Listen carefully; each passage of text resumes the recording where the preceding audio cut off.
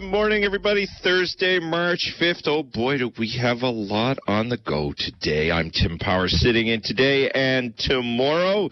Happy to be with you, and Beth Fagan is here with me as well. Beth put on a superstar performance as we juggled technological nightmares yesterday. Hopefully we don't have them today, but we already have a backup system in place. And big shout-out to all the VOCM team, particularly Greg and Jason, who made it all work, too, with Beth yesterday. So thank you. Best team around at VOCM, and there are lots of good teams in the province of Newfoundland and Labrador, including the two that are on the ice at the Briar representing us. Let's start with Nathan Young. Nathan, not faring as well as Brad Gouju, but still going on gamely, if I can use that word. He's 3-4, and he's still battling. I think he also has a game today. I believe he does. But kudos to Nathan. He is showing the grit and determination of our province. He's a young curler with a bright future. And if you're down at the Mary Brown Center, you make sure you cheer him on as loudly and proudly as you're cheering on Brad. Brad is having a great run. He currently stands at 7-0. He is in the playoffs. He, Brad Jacobs, and I believe one other team in the other division are undefeated. The Battle of the Brads, of course, is this afternoon.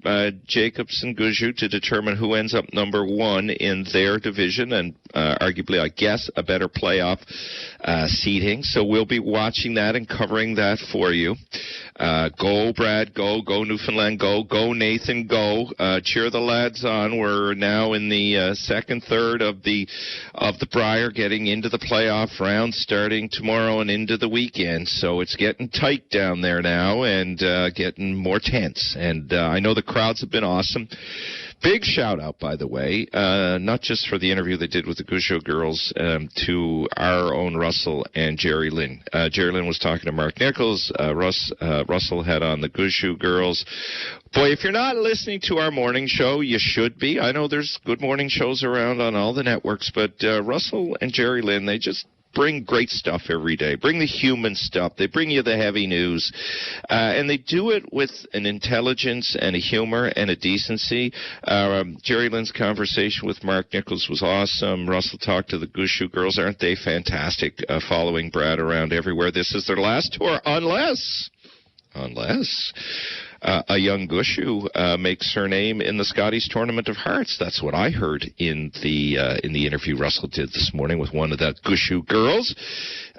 They are going to hang up their jerseys, but maybe not for long. And what a great story. 6 women from Gander, they curl together, they go around cheering for Brad and other curlers. They're so well-spoken. It just says so much about the sport of curling and the people at a track. So 2 thumbs up to the Gouju girls. All right, one more bouquet, and then I'm going to get into some more serious stuff. Shout out to people down the Parkway, University Avenue, CBC. Huge shout out to the gang at the Fisheries Broadcast. They launched 75 years ago, March 5th, 1951. They've had a couple of big parties to remind people of that. Look, we love you, listeners. We love our listeners. We want you to stay with us, but you got to compliment what they've done at the Fisheries Broadcast through all their incredible hosts, the stories they tell, the communities they visit, the people that we meet, and kudos to them all. That is a hugely, hugely impressive feat. 75 years of one program. It's taken different forms and different hosts. Each has treated it with the respect, the intelligence, the honor that it is to hold that particular role as a host or director of the show. And part of the show, I know my good friend Teddy Dillon, who was just at the Olympics for CBC. Shout out to Teddy. He and Mark Cumby, also from CBC, are at the Olympics. Teddy's been working with that show for years, and I know he loves it. And I got to say, well done. Well done. Congratulations. We salute you down the road here on the Kenmount Road. 75 years running the Fisheries Broadcast is impressive. I don't know if there's another CBC program that has, on radio or television, of the same name, that has had that run other than a newscast that's been rebranded in many different ways. All right. Those are the bouquets. Not that I don't have other sunshine and light and stuff to throw out. Let me get into a couple of things. This, again, comes from a conversation I was listening to on the morning show, so you should listen to that show. I forget who Russell was talking with, but Jerry Lynn talked to Lloyd Parrott, the Minister of Energy. Russell was talking, I think, to Rhonda Tulkley. And Russell made the point that, look, you know what? We've had a lot of mega projects in Newfoundland and Labrador, and how do we, again, embrace the hype? Because it's fair to have the hype out there. Every government, Tony Wakeham's government is not unique in this. Every government that I can ever remember that has embraced a mega project, including the Fury Hogan government, they embraced the hype of the MOU for Churchill Falls. Premier Williams embraced Muskrat, Hibernia. Well, Clyde Wells didn't embrace it to the same degree that maybe the federal government did, but eventually did. Brian Peckford, the Atlantic Accord, Dwight Ball had some there. There's always been hype, and we all think, oh, baby. I was after Bob Cole. That this is going to be it. This is going to be the one. This is going to be the one. And maybe it is. Maybe it is. But Russell asked Rhonda, and I think it's a question I want to get from you today. How do we take the hype and ground it in our lived reality? My God, I sound like an academic. We're going to have a couple of them on today, too. But our lived reality is that, yes, we have benefited from some of the mega projects. Undoubtedly, we have seen our revenues go up. We've seen our services increase, and then we find ourselves then almost addicted to revenues that increase from big mega projects because we have a huge appetite and a huge footprint to feed. And that's, Newfoundland Labrador's not unique in that, folks. But we have all of that. But how are you dealing with this? I've listened to a lot of people, and God bless you all. I heard the interview a few months ago with the gentleman whose son was going to British Columbia, and he wished the announcement had been made sooner because maybe there was an opportunity here, and we all have the dream of coming home and working. I don't think it happens as much as we think it does, but we always hope that will be the way, that our kids who have to leave Newfoundland and Labrador will find their way home because there'll be the big job, the big project. Doesn't always happen that way, as I say. But how are you grading this one? Minister Parrott, as he is supposed to be. Look, I'm in the hype business. I'm trying to hype you up so you'll call. Minister Parrott, as he was supposed to be, was very positive about the project, talked about the lifetime funding arrangement, special agreement that is in this deal, and he was trying to get people enthusiastic. That's his job. But how do we manage all of that? Because we have been disappointed before. I want to talk about that today. If you got views on that, please bring them. Also, interesting, we heard how the federal government is participating in the Beta Nord project, and the Premier congratulated Mark Carney and was very positive about Prime Minister Carney. But we got a few more details on that yesterday. So the tax break that Equinor and BP are getting from the federal government is actually, according to more reporting, a tax payment that the government is making for them. So apparently, according to reports from the Canadian press, the government of Canada is going to pay $1 billion to the UN, who collects taxes related to law of the sea rules and the like. So that is something we're following. We've got a guest from Environmental Defense. Yes, we do, because we want all perspectives coming on later tomorrow to talk about that. They weren't available today, but how do you feel about that? And then the topsides. Okay, the House of Assembly, lots of debate yesterday about the topsides and the fact that the provincial government in the latest agreement don't have a deal that guarantees the amount of topsides production or work that will go to Newfoundland and Labrador and Newfoundlanders and Labradorians. Former Premier, now Opposition Leader John Hogan, says they turned down a deal in the fall because that was the case, that this arrangements for topsides didn't exist. He's challenging Premier Wakeham to say, you promised there'd be a deal on topsides or a guarantee on topsides. It's not there. Now, I should point out should point out, Premier Wakeham, Lloyd Parrott say they consulted Trades NL. It appears that that is absolutely the case. We had Dave Fiander from Trades NL on yesterday, the executive director. He made the point when I asked him about it that he's not too put off by there not being a specific deal guarantee on topsides. He points to the fact that the Bull Arm site and the opportunities that are presented there, the floating dock, all of those things are going to provide all sorts of opportunity. So I don't know how alive this debate is, but the Liberals are certainly going to keep it going, which is their want.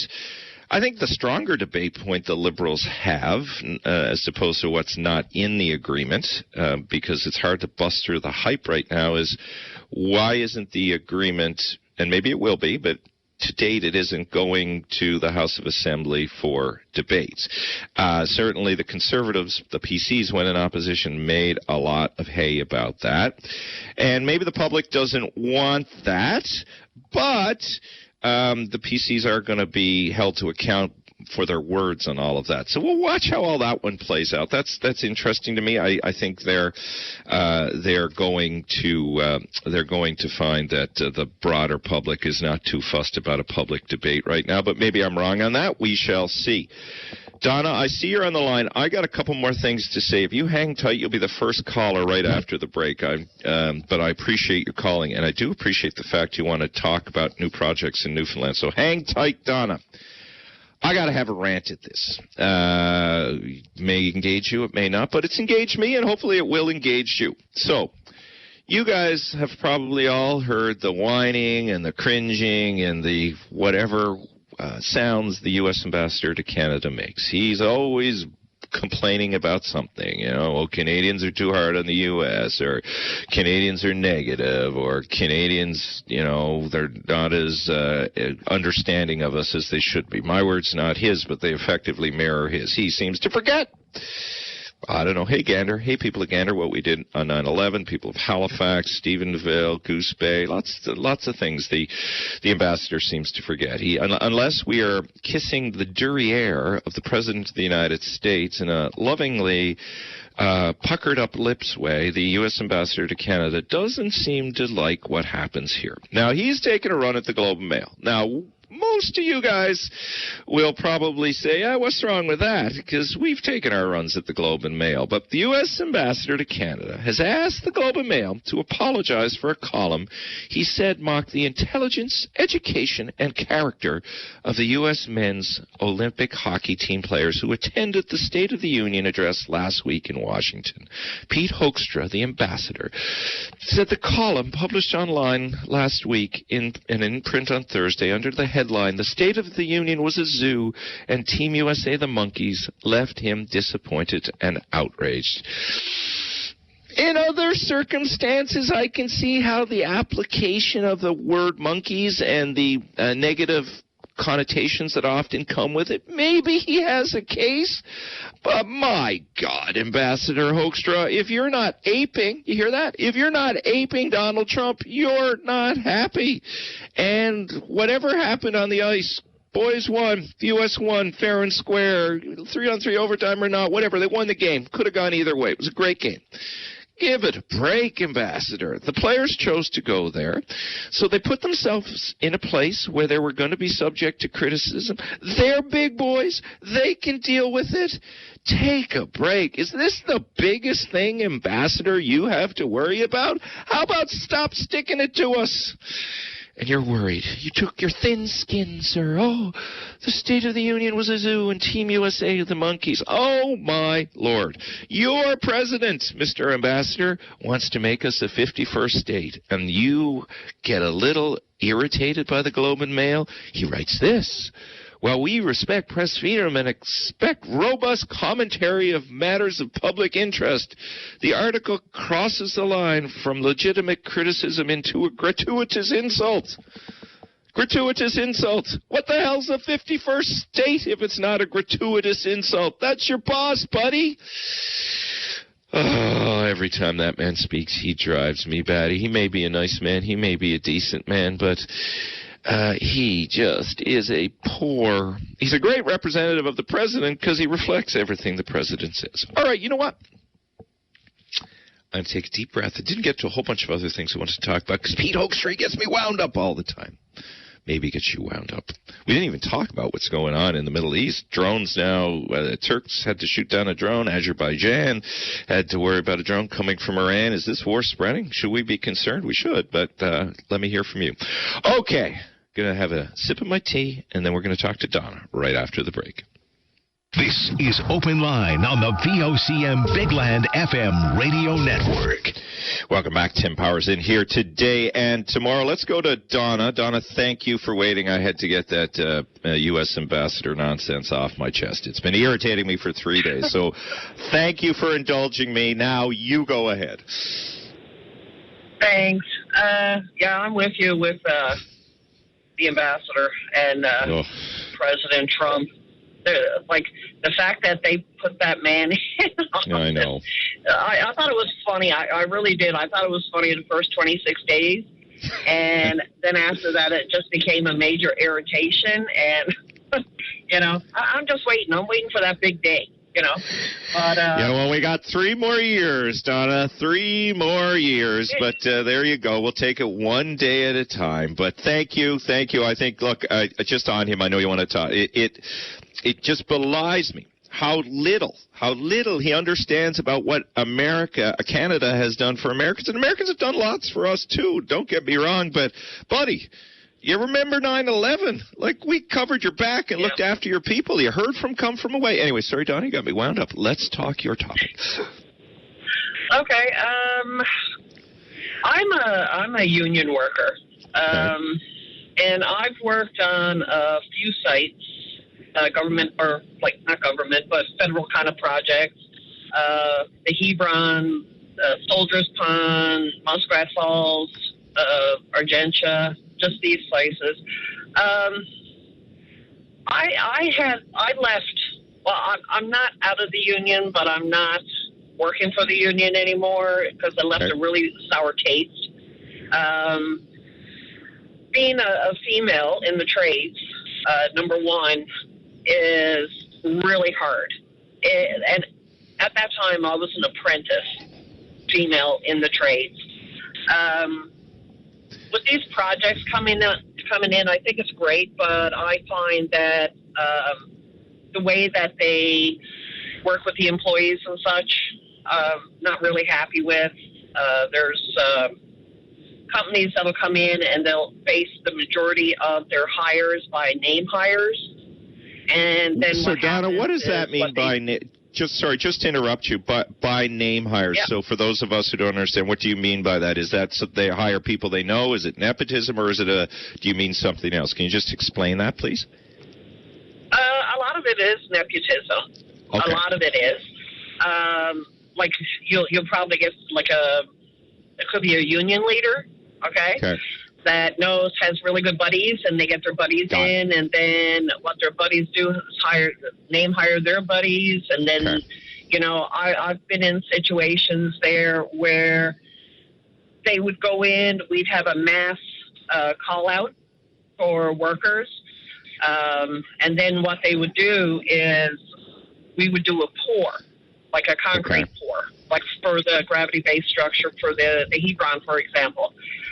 After the pour, they would start a layoff.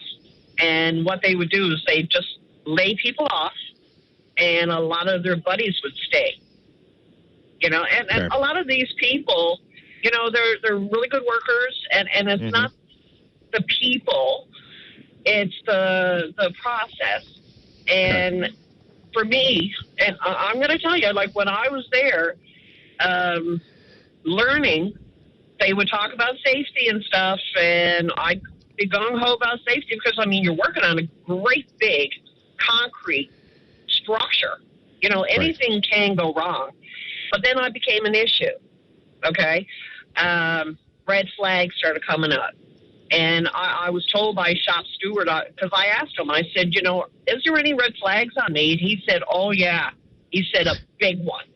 So how do you get a red flag on you? Just out of curiosity, how do they do that? Because I ask too many questions. You ask too many questions. Okay. That's one of the big ones, okay? It's like I'll ask too many questions. I don't let things go. I'm very tenacious. And, you know, it's just, in my mind, it was my job because they would promote safety. And if I didn't see something safe, I would bring it right to the forefront. Okay. And they didn't like that. They just want to get the job done. So I'd be the first on a layoff. You know, I've had men come up to me. Oh yeah, you'll be there until the GBS goes out into the bay, and I'd say to them, how much do you want to bet? Because that's where it got. It's like, how much do you want to bet? I'll be the first one on that boat, first one on that plane, first one off site, and it's just the whole process is lack of education when apprentices go out on site. You know, like first off, people should be going up and saying, you know, they preach about safety, but it's not really about safety. It's about getting the job done. So keep your mouth shut, keep your head down, and go along to get along, you know, and that's the way it works. And these are mega projects, you know, like there's near misses, there's accidents, you know, fatalities. There have been fatalities on big job sites and such. And like to me, it's great that these projects are coming in, but like the structure of hiring workers and such it could be a little bit better. And let's cut out the nepotism. You know, let's not keep the 500 relatives and people in your community employed while everyone else has to leave the island and go find work somewhere else. Donna, can I ask you, sorry to interrupt you for a second. I think those are all good and important messages. My question is so when you're looking at Bay du Nord, is it one where you see opportunity or opportunity you're going to have to navigate what you've just talked about to get it? I gave it up. Okay, I gave it up. It was like just going to the job sites and stuff, it made me nauseated. Just having to deal with this kind of crap. You know, and the crap is it sexism? Is it, as you say, you're looking at the nepotism, but you also mentioned earlier, so I don't want to let that go. You talked about as a woman, it's tougher in the trades. Are you still subject to sexism? Is that what you're talking about? I don't want to put words in your mouth. What were you having to deal with so people can understand? I had to deal with a lot of backstabbing. Okay. I had to deal with going on a job site and a couple of my buddies coming up and saying, they were in the lunchroom and someone mentioned my name saying I was coming in and being called a bitch and everything else before I even got on site. So everyone had a preconceived notion of what type of person I was. And that was a really crappy thing to be done. And the people that did it were men. Yeah, okay. You know, and I thought that was very offensive. Like, this is 2026. Like, come on, seriously. You know, women are just as capable. Women are just as strong. We may not be, completely physically strong, but, we can carry our weight. Mm-hmm. You know, stop misjudging women. Seriously. I've got... It just irks me to no end. And I can hear it legitimately so. Listen, if that was what you were dealing with, that is just, why wouldn't it drive you nuts? It drive you crazy, frustrate you. Pick the word that is appropriate for you. It would do all those things. I can give you 30 more seconds, Donna, then I got to go to break. Anything else you would like to add? A great call, by the way. Anything else you'd like to add? Definitely. Let me add this. I currently work as a school bus driver, and this job gives me the opportunity to work with people that act their age. And I love that. Okay? And that's a fact. I'm actually working with little children that literally act their age. And I love it. It's the best, most rewarding job on this planet, and I love my kids. I love going to work every single day. Well, it's great. You know what? I coach a hockey team of kids probably around the same age. And they do act their age, and it is rewarding. Love the way you ended the call. Thank you for giving us a ring today, Donna. You have a good day. You too, and welcome to VOCM. Glad to have you here. Thank you, Donna. Thank you. All right. When we come back, we're going to get a different perspective, and it's a perspective I want. I want different perspectives on the Bay du Nord development. Dr. Angela Carter, who's a huge proponent of alternative energy and rightly provided us guidance on options and choices that are out there. Dr. Carter's going to join us. We'll have a chat with her and get her take on Bay du Nord, how people are reacting. Is there a different path? That's coming up right here on Open Line. This is Open Line on the VOCM Big Land FM radio network. Tim Powers here. Listen, let me give you a little while you're listening. See, I hate when kids say that to me. Look at that, Freudian sleep. Listen, you're listening if you are. You've had the radio on, you're listening. But let me give you a little bit of background before I bring on my next guest, so you understand where I'm coming from.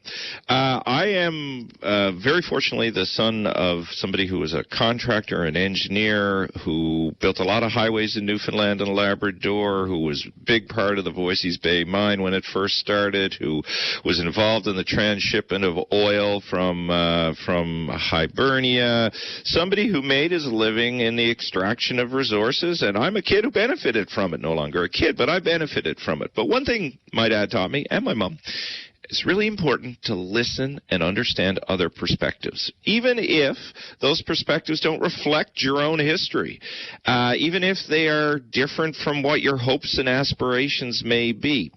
And I have a lot of regard for our next guest because I think she's a very strong advocate, commentator, exceptionally bright in many areas, and that's Dr. Angela Carter. She is the Canada Research Chair in Equitable Energy Governance and Public Policy, Professor, Department of Political Sciences, Faculty of Humanities and Social Sciences. You will have heard Angela speak on many issues related to how we should manage our oil or not in the future. And I wanted Angela's perspective because I think we're doing a little bit more cheerleading than I would like at the moment. Angela, maybe you want to cheerlead. Maybe I have it all wrong, but your early reaction to Bay du Nord and how people are embracing it.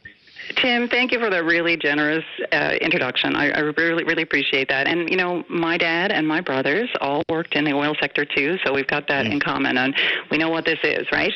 But, something that really struck me as I was waiting to chat with you, and thanks for inviting me in this morning, two of the ads leading up to this segment talked about the need for breakfast programs in our communities because families can't afford to feed their kids before they go out in the morning to go to school.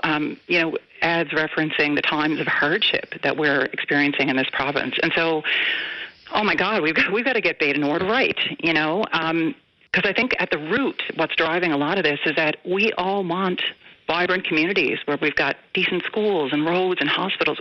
We want our kids, just like I want my boy, to be able to stay here and have a good job here when they grow up. So, absolutely. Now, other oil-producing governments like Norway, the home of Equinor, and Denmark and others, they've translated oil wealth into long-term economic security for their people. But here in Newfoundland and Labrador, we've been producing oil for nearly 30 years, and we still haven't figured that out. We still have kids going to school hungry. And we've got the climate crisis, which is caused in great part by this sector, that's hitting us here, our communities here, harder and harder every year. So that's how I'm thinking about the Bay du Nord project. We've got to get it right. In the 1980s, there was this bumper sticker that was going around Alberta. This was at a time of a downturn in the oil sector there. And it said, "Please, God, give us another oil boom. We promise not to piss it away this time." Right? Well, let's run those stickers off. We'll make some money on that here in town. Sorry, go ahead. No, that's it. We can have VOCM-sponsored bumper stickers. No, it's awesome. I guess one thing that I want to say is, and you're right, this is a bit of a puff piece, right? That to me, this feels like government political theater, and that's really dangerous because it's giving an impression that suddenly this project is going to proceed. But this doesn't change that at all. We're still waiting on that final investment decision from Equinor. They've been reluctant to invest now for years, right? 2023 they delayed, 2025 they delayed. And they're not delaying because, they're suddenly having some epiphany on climate and it's not the right thing to do. They're saying they're delaying because there's a lot of risk associated with this in terms of the money, right? It's the investment proposition. They don't know if producing from this project is going to give them back the money that they're going to invest in the long term, given fading oil market declines. Okay, so this is really risky for us, right? Mm-hmm. I just on that aspect of it, I was talking about this yesterday. Look, I have my hand in a bunch of different businesses. I'm lucky to be able to do so, and I understand what equity partnerships are or equity investments are. Now, the thing with equity investments, as you well know, and I'm sure a lot of the audience does, great if you're a 2% partner, but you have no decision-making process. You may not even be allowed to sit at the table. We don't know what the provincial number may be, but your take on, the equity aspect of it, to your point about risks, is it a good thing or a bad thing to be at the table? Okay, so I need to take a step back. Actually, it's a great question, Tim. You're dead on. But when we're talking about the Churchill Falls MOU, and that was obviously signed by the Liberal government, previous Liberal government, and the PCs have been really taking the Liberals to task, saying we want to see the agreement, we want full transparency, and we want to understand what it means. We are exactly here on this Beta Nord agreement as well. I'd like to see it. And I want to have a sense of the balance of benefits. On hydro, we want to make sure that Quebec doesn't rob us, right? Mm-hmm. But what about the value we get for this oil, Newfoundland and Labrador, versus what multinational oil companies walk away with? And so the government is quick to tell us how much the first phase of this project would mean in terms of direct revenues. About $6 billion, they're saying, right? That's correct. Back of the envelope. So that first phase is 430 million barrels of oil at average 2025 prices, so $94 a barrel Canadian. That's $40 billion in revenue. Mm-hmm. So the question that I'm, wondering here at my kitchen table is $6 billion to the province, is that fair for $40 billion in terms of the total value of that oil? Yes, we need to get more, a ton more. And Norway, again, Equinor, Norwegian company, Norway secures way more. Like they get 70% of the total value of their oil. That's what they manage to secure in rent. And here in Newfoundland and Labrador, why are we satisfied with just the smallest piece of the pie? I think we should be outraged that we get so little from this sector. So as you look at this deal, what else? You've made a couple of very good points about things we should be concerned about. What else do you see there, Angela, that has you scratching your head or wanting to ask more questions about the arrangement? Yeah, so the other thing that keeps occurring to me is this framing of it as a generational project. That's interesting because it's true. It is in terms of the time frame of our oil sector. Even if Beta Nord is to proceed, and again, there's no certainty here. We're still waiting, and they've delayed and delayed. Even if it proceeds, we've got 25 years left. So by 2050, and this is Canadian government forecasts based on industry numbers, by 2050, Newfoundland and Labrador is going to be producing virtually no oil. So yeah, we've got one generation left to figure out how we're going to use oil money wisely in a way that allows us to transition our economy so we don't have oil workers and like your dad and my family exposed to the oil decline. And also, we've got to make sure that the companies that are extracting off our coast and benefiting, so extensively, driving along the climate cost along the way, that they're paying for the damages in our communities, fires, floods, extreme storms, all of that, that they're paying for the damages that projects like theirs are causing. So the global impact of this project, Tim, these are big numbers, right? But we're talking about the total global impact of this project, something about 500 million tons of CO2. This is a globally significant project in terms of the climate crisis. So if we're proceeding with a project like this, we've got to have a plan for energy transition and a plan to deal with the climate costs. If we don't, we are robbing future generations, both in terms of the economy and in terms of climate security. Last one for you, Angela. So in Alberta, as you well know, they are salivating at the moment as global turmoil creates the opportunity. They're not salivating at the turmoil. Nobody's happy about what's happening in the Middle East, and that's a whole other discussion. But they see the opportunity that global instability is providing for Canadian oil. One of the things that Danielle Smith said, even in her deal that predates this with the Prime Minister on the pipeline they're looking to build, is, look, we're going to do more carbon capture. We're going to invest heavily in trying to find a way to mitigate the emission of greenhouse gases. You just talked about it there. Is there anything you're seeing, whether in Canada or elsewhere, that we should be looking at in Newfoundland and Labrador, should the project proceed, to manage the emission of those gases? It's true that we need to try to bring down the emissions at the point of production, and there are some options to do that. But to be frank, Tim, the only way to reduce the emissions from the oil and gas sector is to phase down production. Because 80%, 85% of the total emissions from a barrel of oil, it comes from that oil being consumed. And of course, we need to take responsibility for that, right? Because we're not extracting this and exporting this fuel, trying to pretend like, it's not going to be burned. That's why we're extracting it, right? So somebody else is going to use it. And just like we take responsibility for asbestos, just like we do for, landmines that are created by other countries and exported, no, we have to cut down the supply of those things that are harmful to our societies so that we can all have a chance, of climate safety in the future. But I will say one thing about, the global instability driving up oil prices. And I know we get very excited when we see that, right? Something happens in the Middle East, or something happens with Russia invading the Ukraine and drives up oil prices. These are all blips, though, right? And we know that these have happened over time.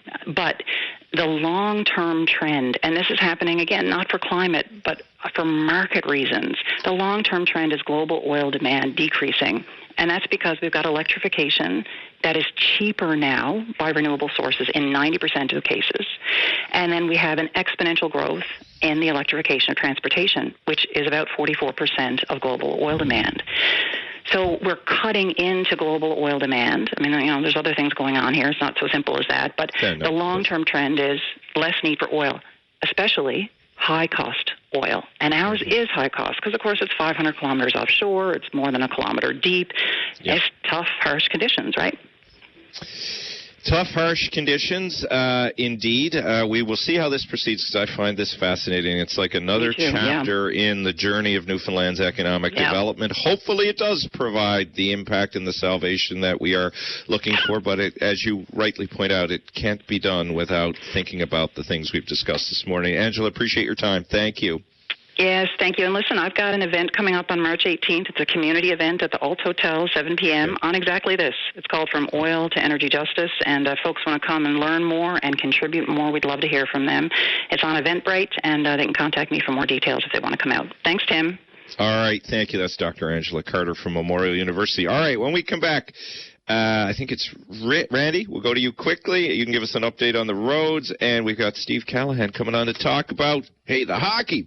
I got to talk a little bit hockey because it's trade deadline day on Saturday. We'll get Steve on to talk about that. Randy, you're up first right after the break. Welcome back. All right, Randy's been waiting for us, and Randy's having quite the experience with the roads in St. John's. Randy, what can you tell us about the roads? Welcome, buddy. How you doing? I'm good, man. How are those roads? Man, I'll tell you something right now. My friend got dementia. Yeah. If you didn't get an ambulance in here, you won't get one. The road, I missed this one 18 feet from the sidewalk. Really? What road is that, Randy? Sorry? 18 feet. Okay. What? What street or road is that, buddy? Sidewalk place. Okay. And have you not 18 feet from the sidewalk. Wow. And you've not seen any plows or anything? I see the plow, but don't do long, don't shove it inside. And this is ridiculous. I'm not paying taxes for this. Yeah, you're paying. Have you called your counselor? Have you called anybody about it? I mean, it's good you're calling us, so that'll bring some attention to it. But have you? There a couple of days ago. They got back to me. Okay. They're not going to. You can't fight City Hall. They're too fight with the South. Well, you're not wrong on that sometimes. I'm curious. Yeah, no, I know. They're totally ridiculous. All right. Well, you keep calling City Hall. We'll see if we can get an answer. Say the name of the street again. What's the name of the street again? Codroy Place. Okay, Codroy Place. All right. Got it. Like the valley. Right, got everybody. it. All right, thank you. Have a good day. When you come back? Pardon? When does you come back? Oh, Patty's retired. He's retired. So maybe you should have... he's retired? Yes, boy. He retired a couple of weeks ago. My son. I'm retired a couple of years. Oh, okay. I'll tell you, buddy. Thanks a lot. All right, take care. So there you go, City of St. John's, if you're listening. I believe it was Codroy Place that the snow is an issue. Maybe you can get some attention to that. That was Randy. A lot of people frustrated with the snow. I think even on this 5th of March day, it's still being a pain in our backside, and winter doesn't end until the 21st, if I remember my dates correctly. All right, well, a lot of people looking forward to Saturday because that is trade deadline day in the NHL, and boy, oh boy, just looking at this Sportsnet ticker here today.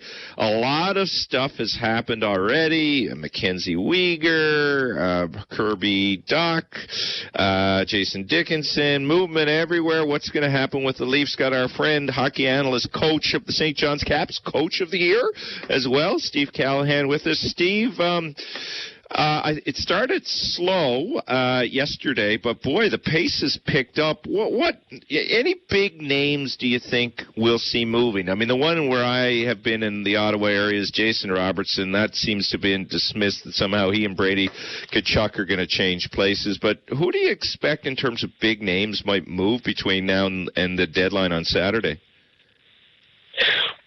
Well, it's like anything in real estate, right? We have to see which kind of market it is, and a shameless plug there too, by the way. Yeah, I know. I caught that. Call Callie if you need a house. Go ahead, buddy. It's whether it's a buyer's or seller's market. Plus, we always got to look at location.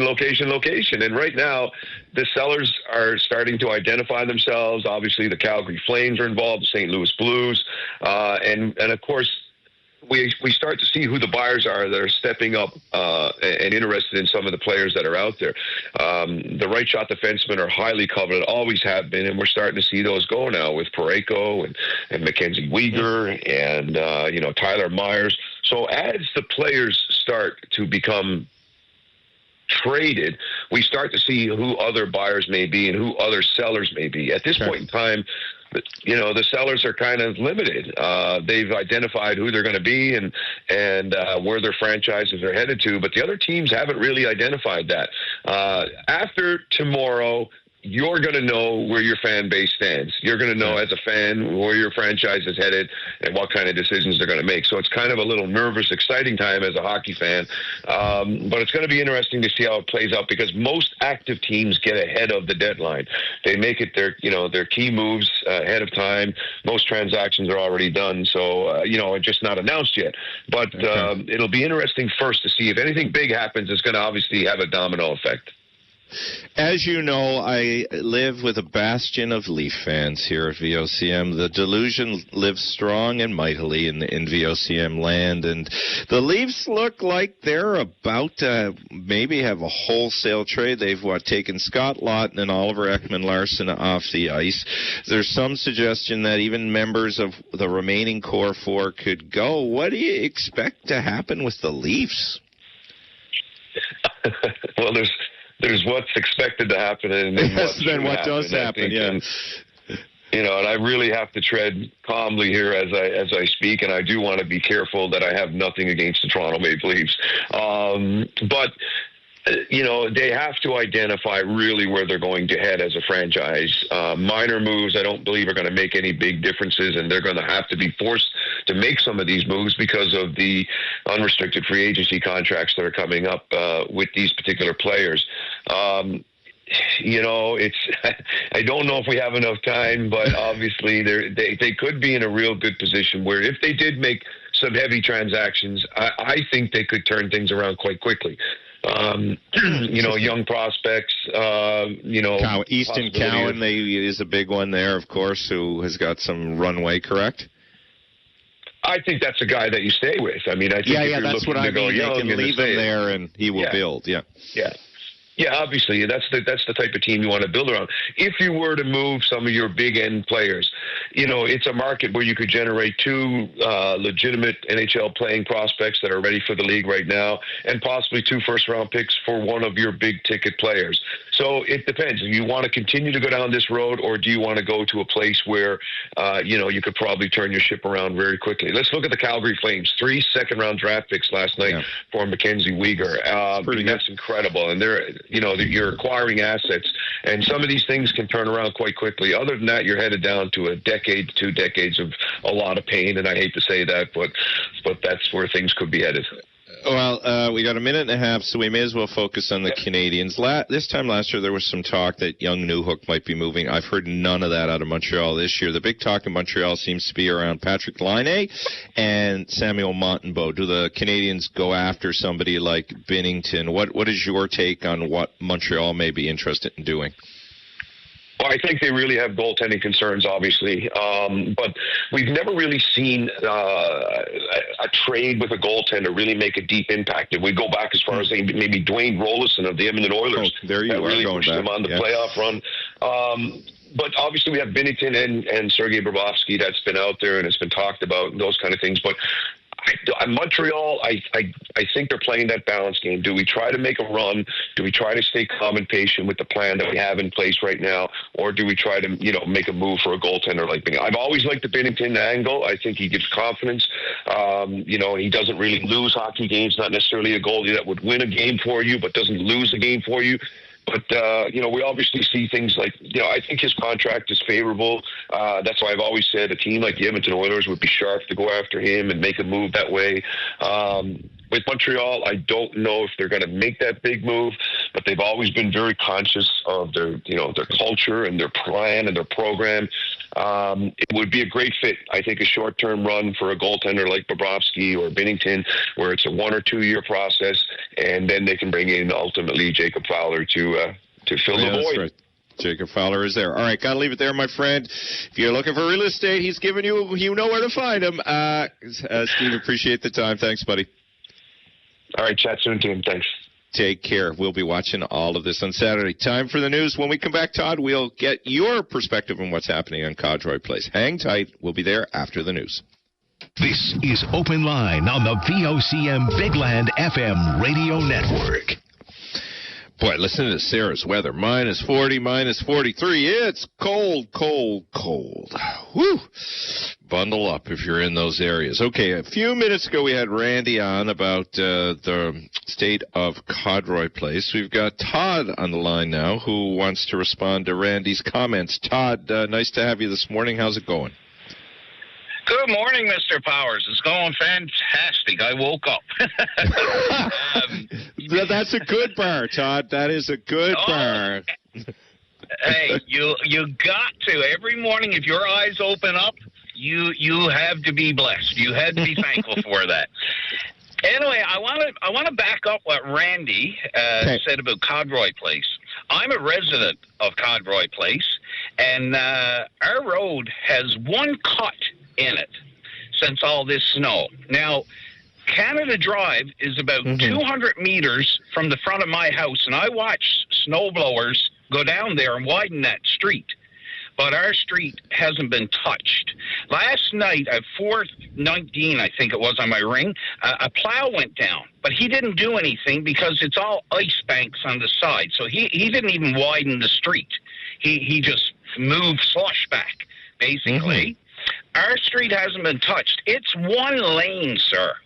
That's what our street is. Now, that street, I'm going to just take a rough estimate and say it's about a 3/4 of a kilometer long street. Don't quote me on that. I could be off by 100 meters. But that's all it is. It's not a big area.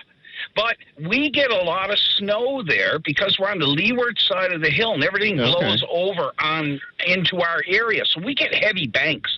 For instance, coming out of my driveway a half hour ago, I'm creeping out of there. I cannot see. And that's like everybody around the city now anyway. But our street has not been touched. We've had one cut after this major storm, after the whole major storm that we had there a week or more ago, and we haven't been moved since. Now, I'm just looking at it. I was going to say, Todd, I'm just looking at you on, I don't know if it's your house or whatever it is, but I'm looking at Codroy Place as you're talking on Google Maps and one of the aerial views, and I can't. It's a summer aerial view. You are near some, as you said, you're near Canada. It doesn't make. So, what have you learned as to why you're not getting the work done there? I hate to say this, but half the street is housing, and I think we're put aside because it's a housing street. And I really, really don't want recourse from that, but that's my belief, just me personally, and that. Our street is a feeder road. So people coming from the village up Hamlin, they come across Bear Swan, and they cut up through Codroy to get back up on Canada Drive. So they don't have to go through the light at Hamlin and Canada Drive. And our street is heavy, heavy, heavy traffic. I'd like for the city to put a counter on that street in front of the Stephenville Place playground, just to see how much traffic there is. That's where I live, basically. I'm right straight across from the playground there, and I have vision on everything. I got a bunch of, because you can go to. Sorry, I was just going to say. I mean, I don't want to. You can go to Zillow online, and you can see. And I see your point about the different housing units that are there at the moment, and at least in the pictures I see, it reflects what you and Randy have said. It's a pretty narrow street. All right. Who's your counselor, by the way? Mr. Gregory Noseworthy. But so who's in charge of snow clearing? He's in charge of snow clearing. I haven't had contact with Mr. Noseworthy since last year. We had some construction going on at Canada Drive, and I was having correspondence with Mr. Noseworthy last year, and basically he told me I wasn't right when I had pictures of the oil spills that was going. Anyway, that's a whole different topic. So basically, in his correspondence, he didn't tell me what was actually there. So I don't have correspondence with the man anymore. I'm done with that fella. But I will go to another counselor, but this is not a problem. But it's a safety issue right now because this morning, I was out and warming up my vehicles. A man walked by with two children. Those children were probably just under school age, so they were 5 or under, we'll say. He walked by. I said good morning to the girls and good morning to him, but I didn't know anything until a car came down and actually stopped in front of my driveway because they were walking on the side of the road. That car couldn't pass. A man with 2 little children. So now we got that's dangerous. Safety. Oh, yeah. And there's a playground there. Yesterday, the kids were out sliding on the slide in the playground, enjoying themselves like children should, outdoors, no cell phones and everything else, and they can't even walk down the road safely to get to that playground. We're a little bit past this storm now, So we got to stop putting things on the storm, and that. Let's get it taken care of and get it done. Obviously, somebody has neglected our road. Somebody hasn't had it in the plan with this $7 million extra that they paid for in February for the snow clearing. I think it was $7 million. Don't quote me on that. That's a number that I see. No, that is the number we've been reporting. All right, Todd, I got to leave it there. Thank you for calling. No, anybody else from Codroy wants to give us a call, we'll take it, and we'll see if we can get Councillor Noseworthy to ring in as well. Thanks for the call today, Todd. Thanks for adding to Randy's comments. Appreciate it. Thank you, Mr. Powers, for taking my call. Have a good one. Cheers. Okay, you too. We'll dive into that a bit more. Jerry's on the line from Marystown. Jerry, you want to talk about Beta Nord? Go ahead. Yeah, hi, Jim. How's it going? It's going well, thank you. How are you? Not too bad. It's Jerry Brennan, from Marystown on the Mayor. Okay, Merrick, go ahead, sir. And I just want to make some comments on the Beta North deal. I just want to say I don't think it's a good deal. I don't think it's a good deal for Marystown. I know it's not. And I really don't think it's a good deal for Newfoundland overall. Why is that, Mayor? Why is that, Jerry? Why? And I asked you that, and I'm also saying you probably know. Yesterday we had, I think it was Rick from the local Unifor union out there expressing some frustration that there weren't that their jobs and their tradespeople weren't spoken about. Why do you not think it's a good deal? Well, to start off with, Jim, Equinor was Statoil. Statoil is a Norwegian-owned company. Mm-hmm. It's state-owned, and they're very, very good. Norwegians are very professional. I've worked with them. I'm a shipbuilder myself, and and they're good. But somebody in Stavanger didn't roll over one day and say, "I think we're going to go over to Newfoundland and do them a favor." They're over here on this project because they're going to make a lot of money on this project, and we need to treat it. They need our oil. The topsides, for this project, we talked about it during the whole campaign. The building trades talked about it. Our premier talked about it. I talked about it. Some of these topsides should be built in Newfoundland. This is a major FPSO. This is the biggest thing that you've ever seen. Mm-hmm. And this should be a Newfoundland project. It should be in Bolan. It should be in Marystown. It should be in Stephenville. It should be in Port aux Basques. And it should be in every little mom and dad's fab shop from St. John's right to Port aux Basques. Everybody should be getting a piece of this pie.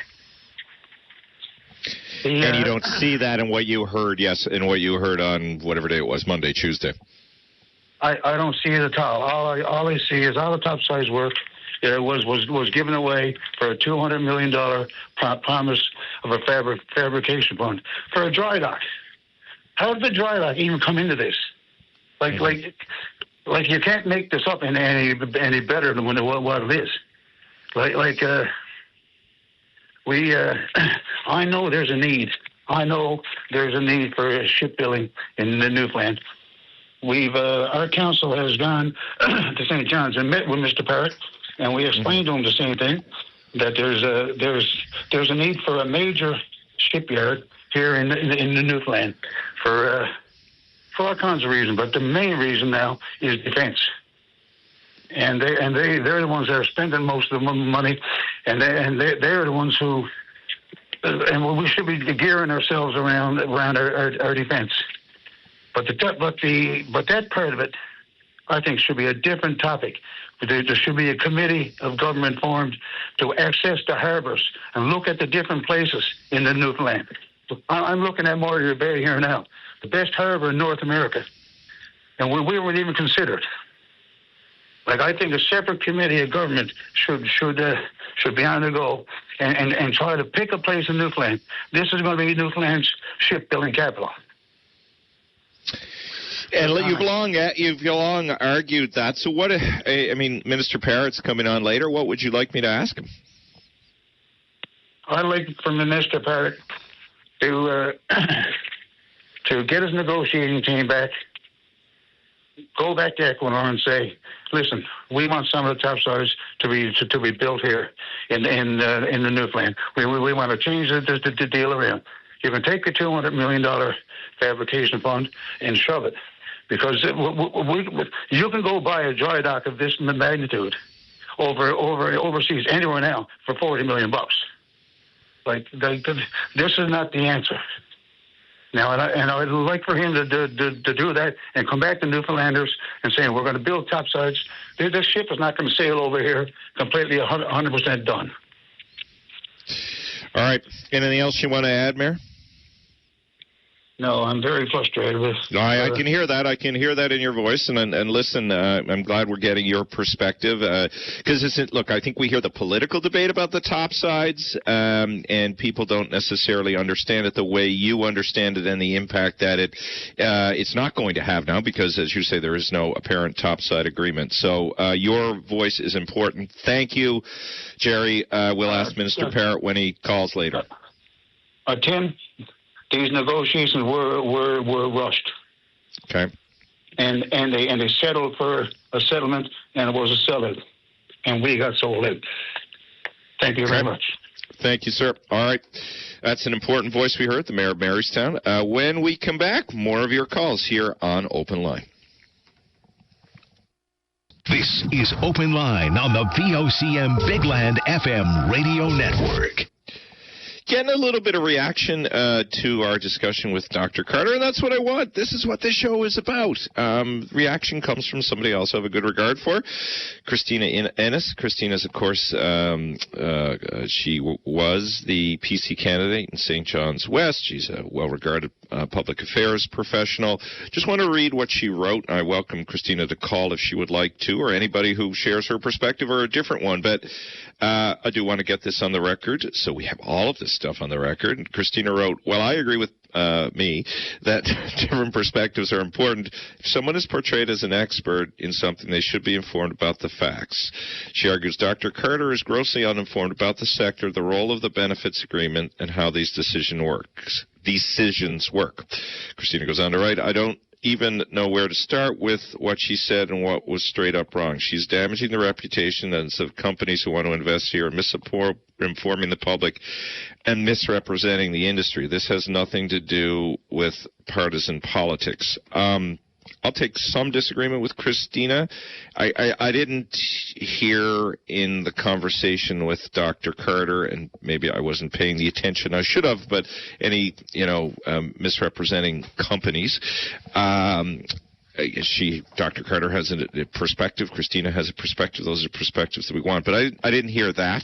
I know that sometimes Dr. Carter's comments can be controversial, but for those who take that view, you're welcome to call as well.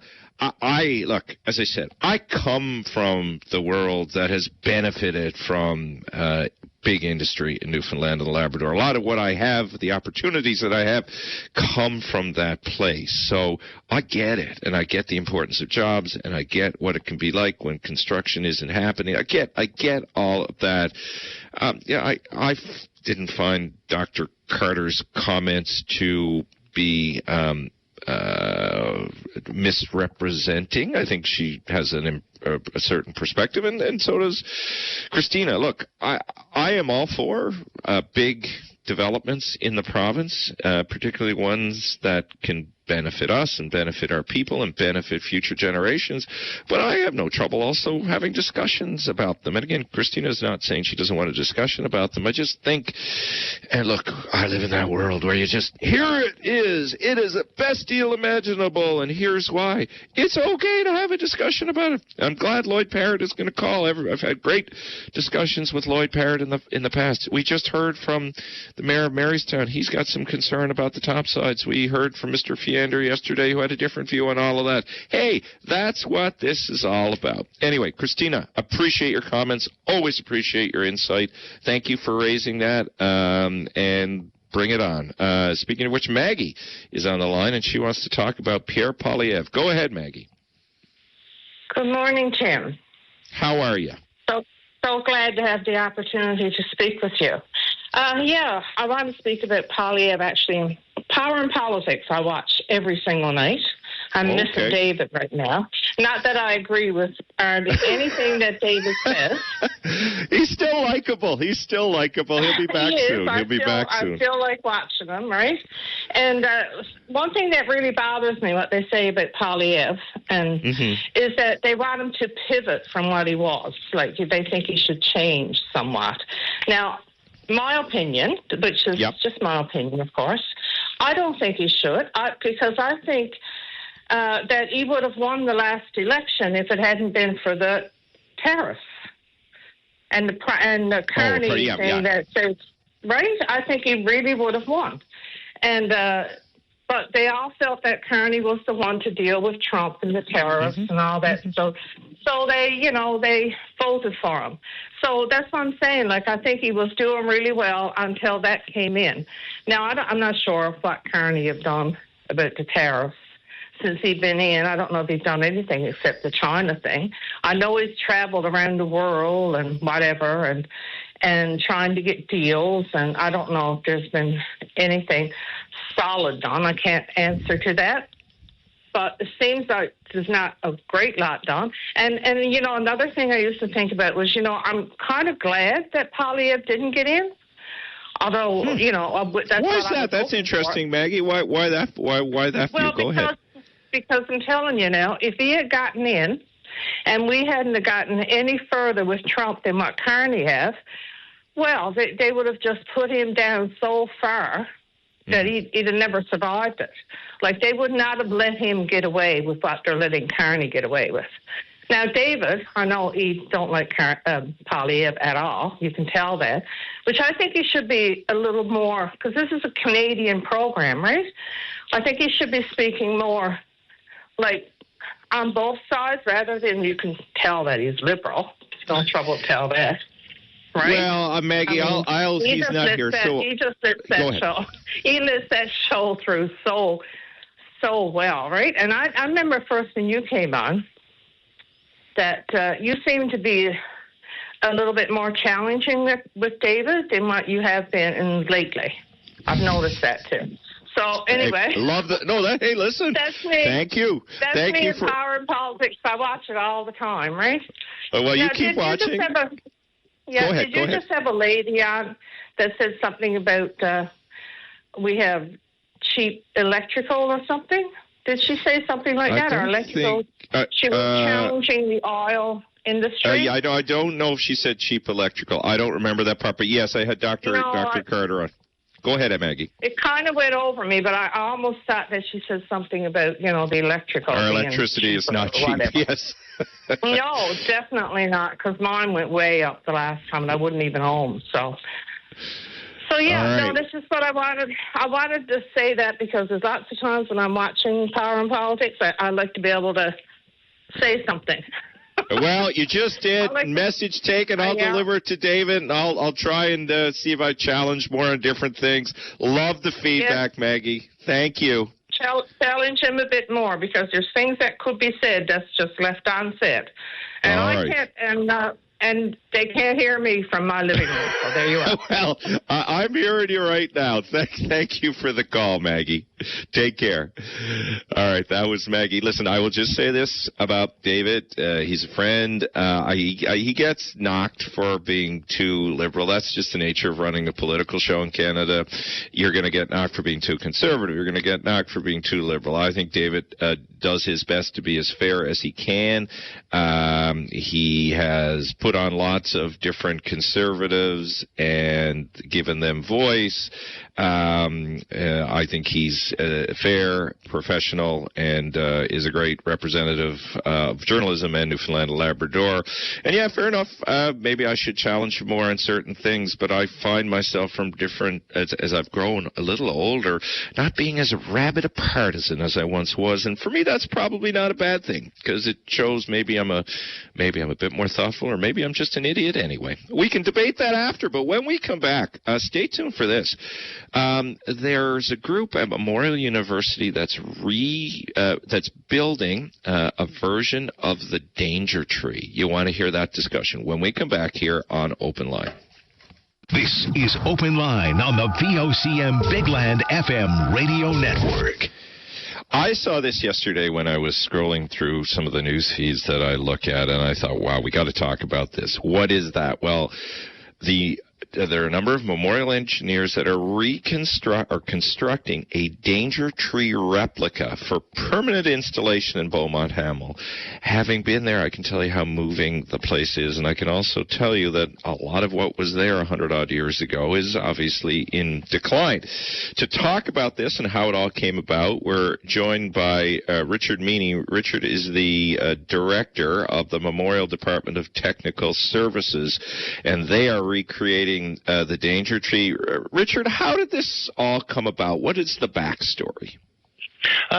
Good morning, Tim. How are you today? So, from our perspective, we were approached by Memorial's 100th Anniversary Committee about a year ago to ask if we were able to construct a replica of the Danger Tree, and we felt that was within our capability. But I think even beyond that, I think there were communications between Memorial and the Veterans Affairs going on for some time about what could be done for Beaumont Hamel, and this idea grew out of those conversations. So how are you putting the replica tree together, looking at old pictures? Tell us the process, Richard. So we have I guess, fairly limited number of photos of the Danger Tree. Yeah.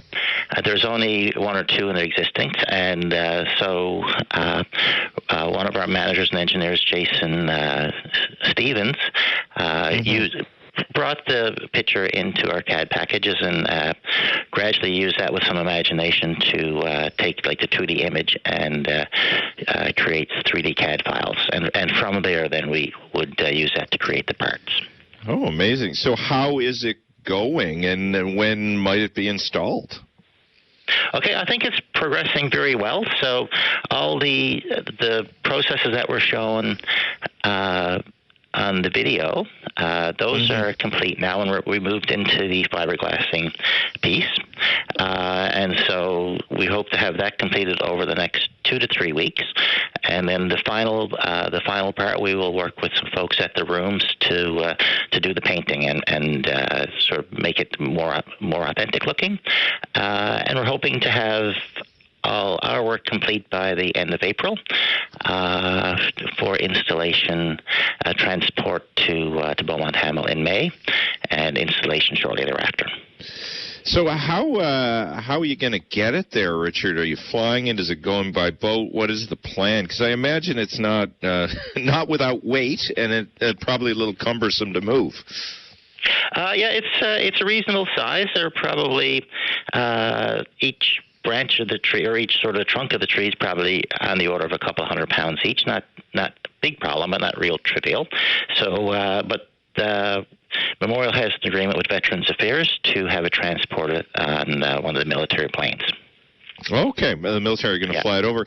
And for you and the people that are working on it, how meaningful is this, given the central history of Beaumont Hamel, not just to the university, but to the province and so many people in the province?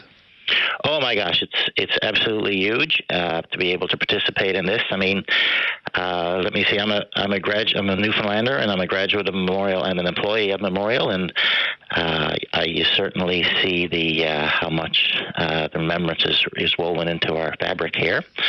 And you really appreciate not only it really makes you appreciate the sacrifices of the young Newfoundlanders from over 100 years ago, but also what the community did to create a living memorial. So this is it's a huge honor, so it's almost beyond description of how proud we are to be participating in this. And will you get to go, Richard? Will you and some members of your team actually get to go and install it? We're certainly hoping to. We haven't finalized that. We haven't finalized that part yet. We're right now just we're focusing on the task at hand, which is to complete the Danger Tree and to get it into a form that's authentic and really brings back the gravity of the memory. Well, I hope you do. I hope you do. It's incredible there. It's an incredible. Yeah. It is so moving, and to bring such a central piece of the story there. Wow. Yeah, it's quite an honor for sure. Well, thank you for what you're doing, because it means so much to so many people, and to have that replica, to have it made at Memorial, which is the long connection and history, and to have Newfoundlanders and Labradorians working on it. Great story, Richard. Great, and hopefully a very great outcome, and it'll get installed. Appreciate the time today. Thank you. Oh yeah, no problem at all. I'm delighted to have this chat, and if you ever want to learn more about a little bit more about that, then feel free to reach out. All right, thank you, Richard. Thanks, Tim. Have a nice day. Take care. That is Richard Meany. He's the director at Memorial's Department of Technical Service, who are recreating the danger tree. And as you heard from Richard, they're hopefully going to get it over there sometime in the latter part of spring. What an incredible project!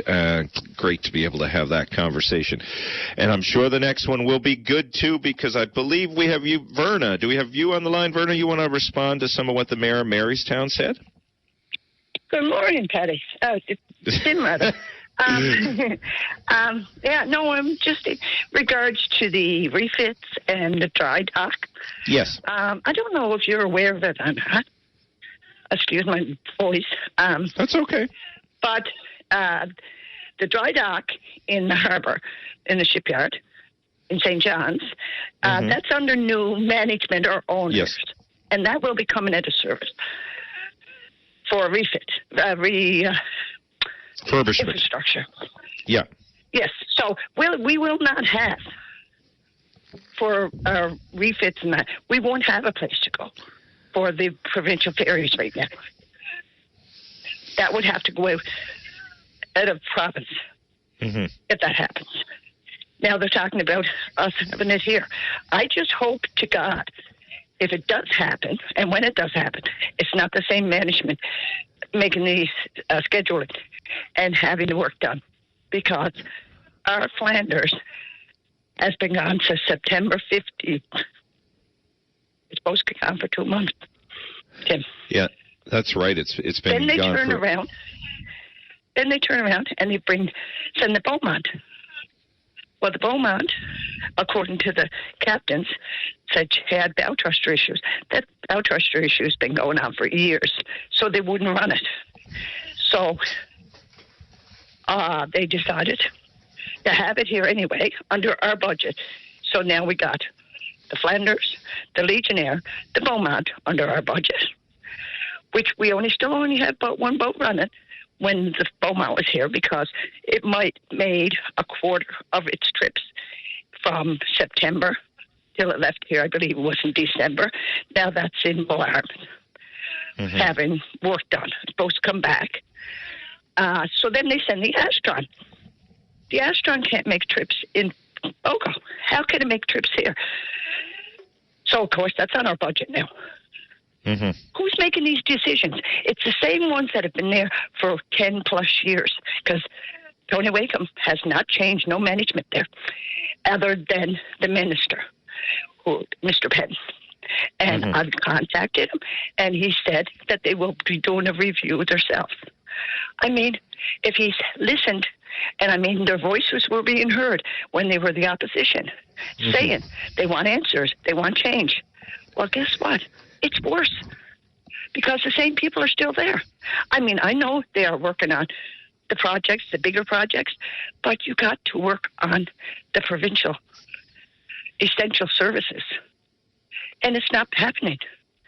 And like I say, here we are now. We've got, the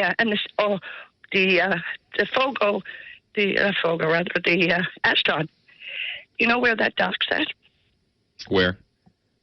Big Roberts. Huh. Because they sent a boat who uses the same dock here, the jog here, as the Legionnaire does. So if the Legionnaire is not moving, the Astron can't move. So we don't have a ferry. It runs the opposite of the Legionnaire schedule, weather permitting. That hasn't ran now in 4 days, because forecasted weather. 3 days, sorry, forecasted weather. But again, that's on our budget. So be prepared when you hear Belle Island has this much money spent on the ferry service. It's not ferry service, it's wasted service, because we don't have a service. And I put a bouquet out to the Legionnaire crew, because without them, we would be isolated here permanently. And as far as people here, I don't know how they're keeping the jobs, because if we have an emergency, whatever, depending on what time, it could be 10:30 before the boat runs. How would you cope if somebody said to you every other day, your road's cut off, you're not getting to work? How long is your employee going to put up with that? You're going to you're going to be you're going to be angry, frustrated. If as an employer, you're like, well, you got to figure that out. I hear you, Verna. I hear you. And then the government, like I said, this also affects the education system because the teachers can't get over. It affects the healthcare system because the doctors and nurses can't get over. Now they have it virtual for doctors here in our outpatients. So if you go outpatients, it's virtual from St. John's, and if you got to be attended to, you're sent to St. John's. So now the vote's not going to run the next day. And they're talking about this is going to be permanent. We don't have a sufficient service for the ferry service, but they're going to do this on top of it. And then they turn around and say, transportation and infrastructure, well, you got to take it up with the healthcare system. Well, I'm sorry, but this is in regards to transportation as well, whether it's air medevac, whether it's the highways, whether it's the ferries. And I mean, I don't know, Tim, I don't know where, like I say, where are the people of Bell Island going to end up? And I mean, Tony and Mr. Penton, I hope you're listening, and you can come on here and give me some answers. You're saying that they're hoping that the Beaumont will be back the middle of this month sometime. Flanders, still not sure. The Legionnaire got to go for a refit. What's going to happen?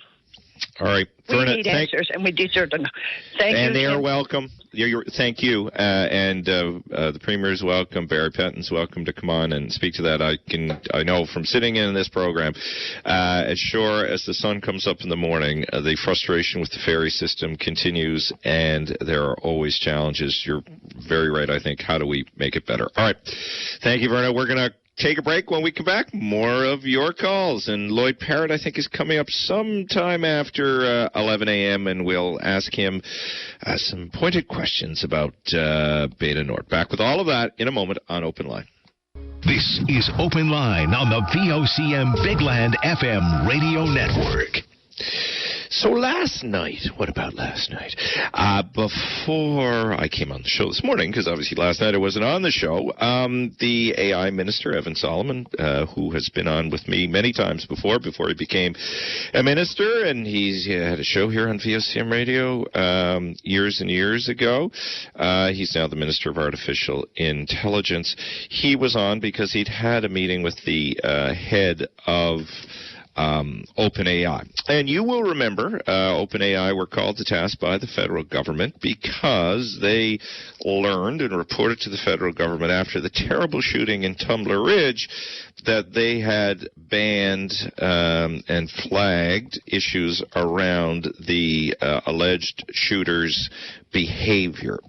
And the government has gone on to say they should have done more and that more is necessary, and that they've not gone as far, nor should they, to say that this could have prevented something, because there's lots of questions to be answered and asked about that. But last night, Evan was making the case that they had a more productive discussion with AI. You've heard Sarah reference this in the news, that they're looking to OpenAI to up their system and up the way they track behavior that is concerning and how the reporting works so things don't fall through the cracks. This comes, you heard us earlier in the week talking with Dr. Janine Hubbard about something now that is being done with Instagram and other meta platforms to have safeguards and provisions in there. I would love to hear from parents, grandparents, anybody who has young people or connected to young people. Now I sound like an old person, but kids and teenagers that are in the AI space, in the social media space. What do you think about all of what you're hearing and seeing? I've said this before. I'll say it again because I live it daily. I have a very good young 10-year-old boy, but like many kids his age, he loves electronics. And look at me, Dad. He loves online games. He loves Roblox. He loves all these things. But it's a concern for me. It's a concern for his mother. It's a concern for for all of us, how you monitor it. You want them to have some interaction. You want them to play. It's part of their lives. And we set really bad examples generally as adults, because here I am talking to you. I have 3 screens going to keep up and go with what's going on today and the like. What do you think about all of that? Are we doing enough? Can we do enough? Is it really all down to the government? What role does parental responsibility play in all of this? I say to you, when I was growing up, probably the biggest challenges revolved around drugs and alcohol and who you hung with, and all of that's still probably true, but this seems to be even more significant. I just want to go back to what Evan Solomon said yesterday. So he said that OpenAI CEO has agreed to let Canadian experts into the tech company's safety office to help evaluate future threats in wake of the mass shooting in Tumbler Ridge. He met virtually, fitting, with OpenAI head Sam Altman on Wednesday. The company owns ChatGPT, the popular artificial intelligence chatbot.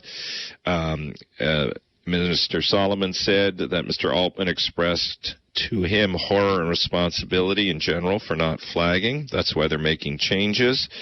According to what we know, the shooter's account was banned and flagged for 8 months before the attack devastated a small British Columbia community. The accounts post about gun violence. The company posted about gun violence. The shooter did. The company chose not to inform police until after the killing, saying the activities at that time didn't meet its threshold to do so.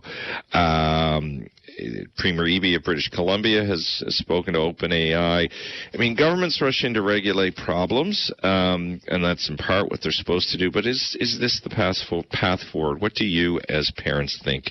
You want to call me about that and have a chat about that? Let's do it. We've had a lot of oil and gas and hockey and everything this morning, but what about IT and technology and how it impacts your life?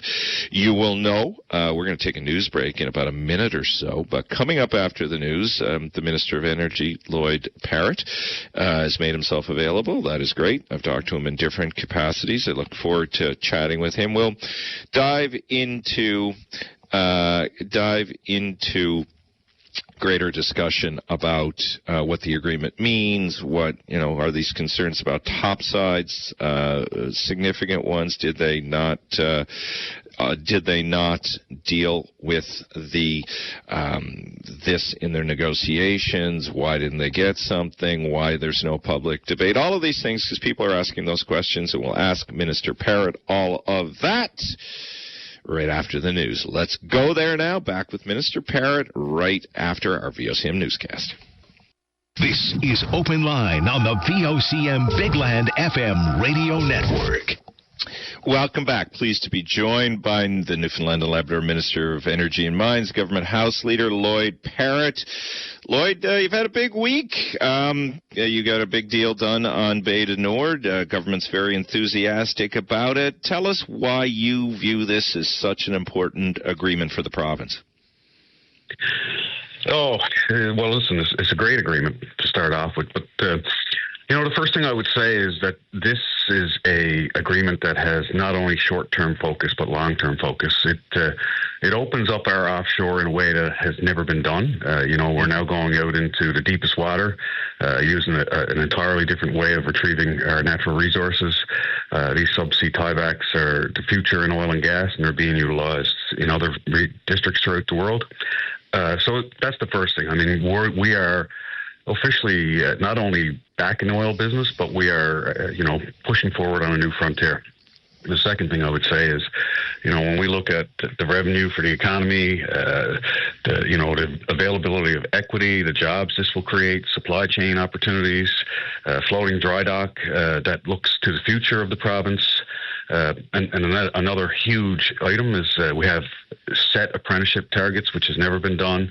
And the other thing that I'm particularly proud of is that we have a life of field benefits agreement, which is another thing that we have never had in our agreements in the past. And What that means to the province is that not only do we have obligations set forth through benefits during construction phase, but it means that as this project matures 25, 30 years down the road, we still have the ability to utilize this agreement to make sure we get the benefits that we deserve. Let's get to some of the criticisms, and I give you a chance to respond to them. I don't know. I'm sure your team told you. We had the mayor of Marystown on earlier. He's not very happy about the fact that there's no commitment to topside work, that there's no specific percentage. He thinks that's a major issue. The Liberal opposition is saying the same thing. I had Mr. Fiander on yesterday. He was less concerned about that. He was happy that Bull Arm was going to be maintained and become a fabrication site. But on the issue of topsides, there is some pushback on this. The Liberals say they walked away from an original agreement because there was nothing there on topsides. You guys in opposition said you were going to get some specific markers on topsides. What do you say to all of that, Lloyd? So the first thing I would say is the Liberals never walked away from any deal. They signed a deal in 2018, and the deal was terrible. And so that's the reality. They had a deal, and this is a much better deal. When it comes to topsides, nobody has said topsides won't be built here. Companies now have the right, which they didn't, to bid in this process. It'll be a fair and open process. And, if the bids come in competitive, then portions of the topsides will be built here. We do know that there are companies that are engaged in that process that are local. So nobody has said there won't be topsides. We just don't know what the degree is. We are setting up, from the subsea standpoint. Subsea will be life of field. So this project represents 2 wells to start with, 3 more most likely to come fairly quickly. That's a substantial amount of work. So if we think about what happened with the previous deal that the Liberals had, they had a commitment for a total of 5,000 metric tons of fabrication, basically chains and anchors and some subsea work. What we have is a minimum of 15,400 tons. That's the minimum. It triples what they had. It's a minimum of 7,400 tons of subsea work. And it also is 8,000 tons, 8,000 metric tons for this dry dock. And this dry dock will be the largest. This is a huge deal for Newfoundland and Labrador. Okay. It won't affect anyone. It's the reality of it is that we will have a floating dry dock here in Newfoundland that will open up a new industry for men and women of this province that will have a capacity of 18,000 tons. Okay. It's a huge amount of work. It's 4 to 5 year development time. It's substantial. Last question on topsides. Was it ever part of the negotiation? Did you go into the negotiation or the negotiating team saying we need X percentage and then the trade-off was Bull Arm? What can you tell us about that, Lloyd? So we went in obviously looking for all the work that we could get. We did a double-blind study. So we looked at how topsides here could affect the project, and it was determined that some of the work could be done here, and that is exactly what we hope is going to happen. Okay. On the issue of the debate, let's go there if we can. As you know, in opposition, you guys demanded a debate on the Churchill Falls MOU. There was one, whether it was a good debate or a bad debate. There's debate about that. But why no debate on Beta Nord? You guys seem to have dismissed that right away. What is the difference in having one on the MOU and then not having one here? So this is time sensitivity. Here's what I will say. Okay. The Liberals are asking for something that they said they already had. So they said they had a deal. And if they had a deal, there was no debate. They obviously didn't have a deal. We now have a deal. And from a decision gate 2 standpoint, it is precisely on a timeline. It's done. So that timeline didn't pressure us. We knew where it was. We know that this will open up a whole new frontier for Newfoundland and Labrador. It will create jobs. It's fabrication jobs. It's the whole idea of a new industry. It's royalties. It's a great deal for the province, and we know that. Okay. So no chance at all that there'll be a debate in the House of Assembly on this? So we have been debating this in the House of Assembly, 2 days this week. Through question period, yeah. Absolutely, and they will have every opportunity to ask their questions during question period as time goes on. Okay. Marystown specific issue, and you may have heard, I think it was Rob Farrell who was on with me yesterday. Lloyd made the point that, look, he's glad to see the work, but they're feeling a little left out. What do you say to the Marystown Shipyard, Kiewit, the people of Marystown who have the skills and ability to participate in this project? His argument and the mayor's argument is they don't get the sense it's an all of Newfoundland project. What would you say to them? This is certainly an all of Newfoundland project. There will be fabrication capacities all over Newfoundland and Labrador. It has, all of the fabrication, certainly, but the subsea has to be done here. As for Marystown specific, when I first came into office, and the mayor knows this, I reached out to Kiewit immediately. We are every day looking for opportunities for Marystown, and we'll continue to do so.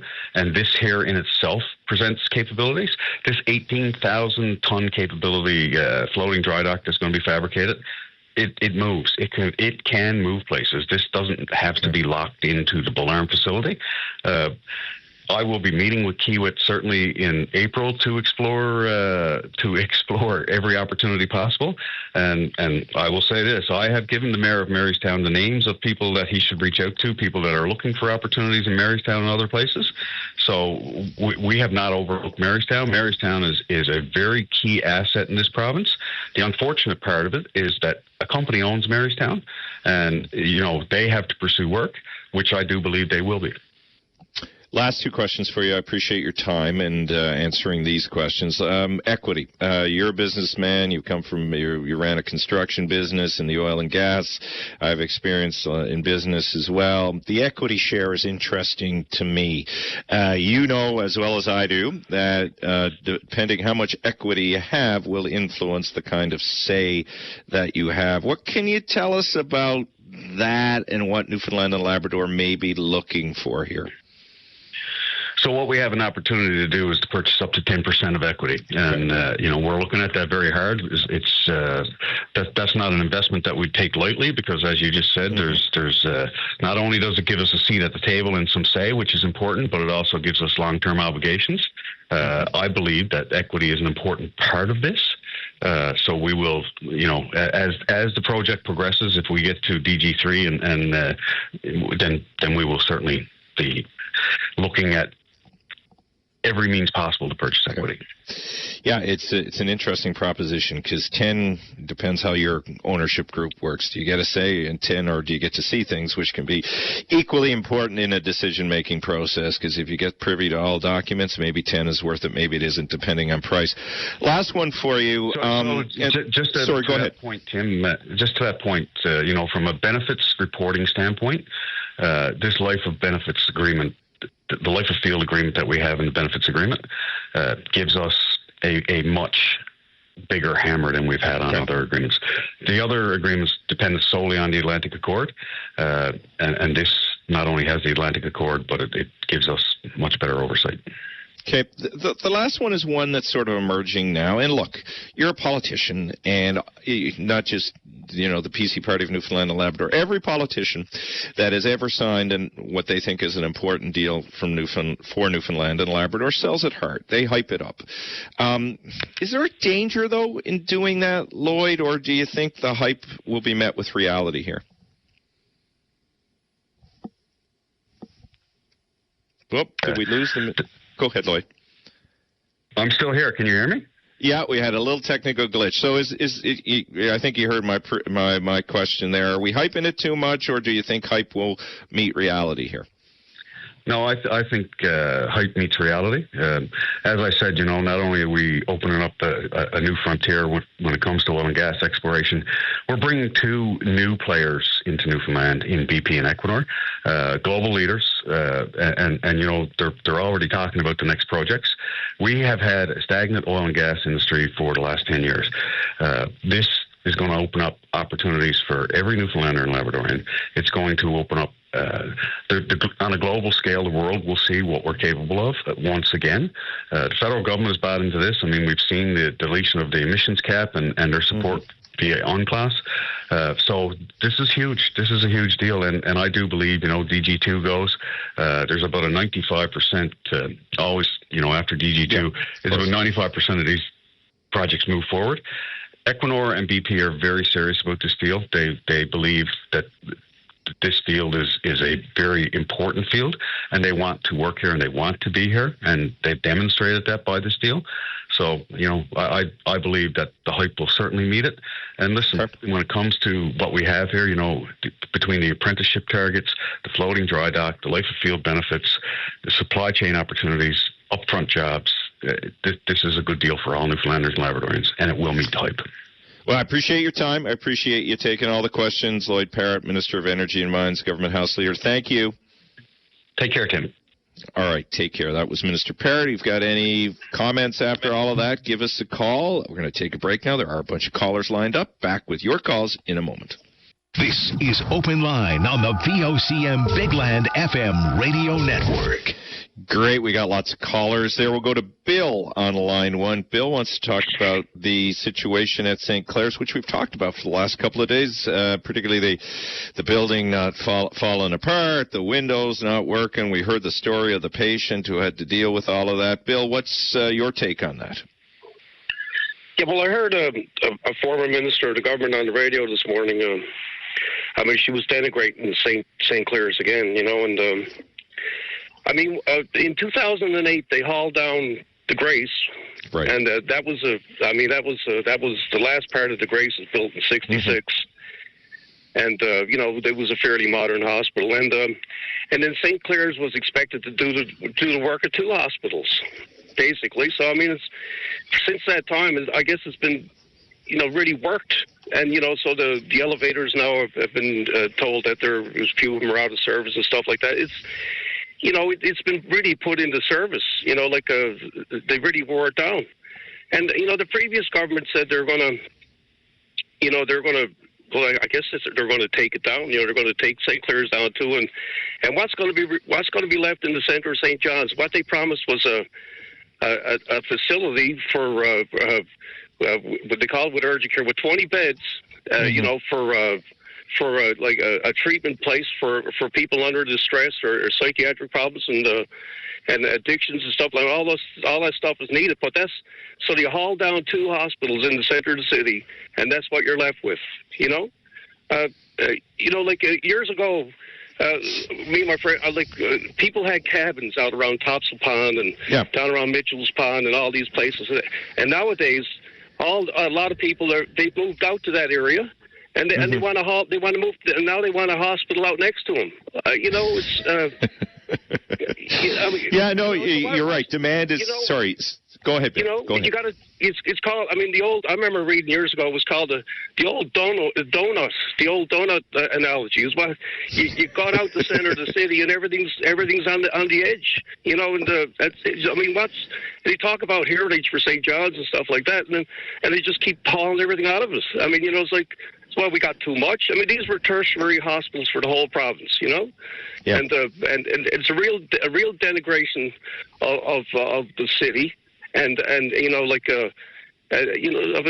don't know, but No, hey, listen, I baby born at St. Clair's. You're talking to one, and many listeners, I'm sure, were born at St. Clair's. My first operation at St. Clair's. Lots of things in our family happened at St. Clair's. Good hospital, good people. I hear your argument. It's an interesting one on the heritage side. So you want to see the provincial government continue to invest in it?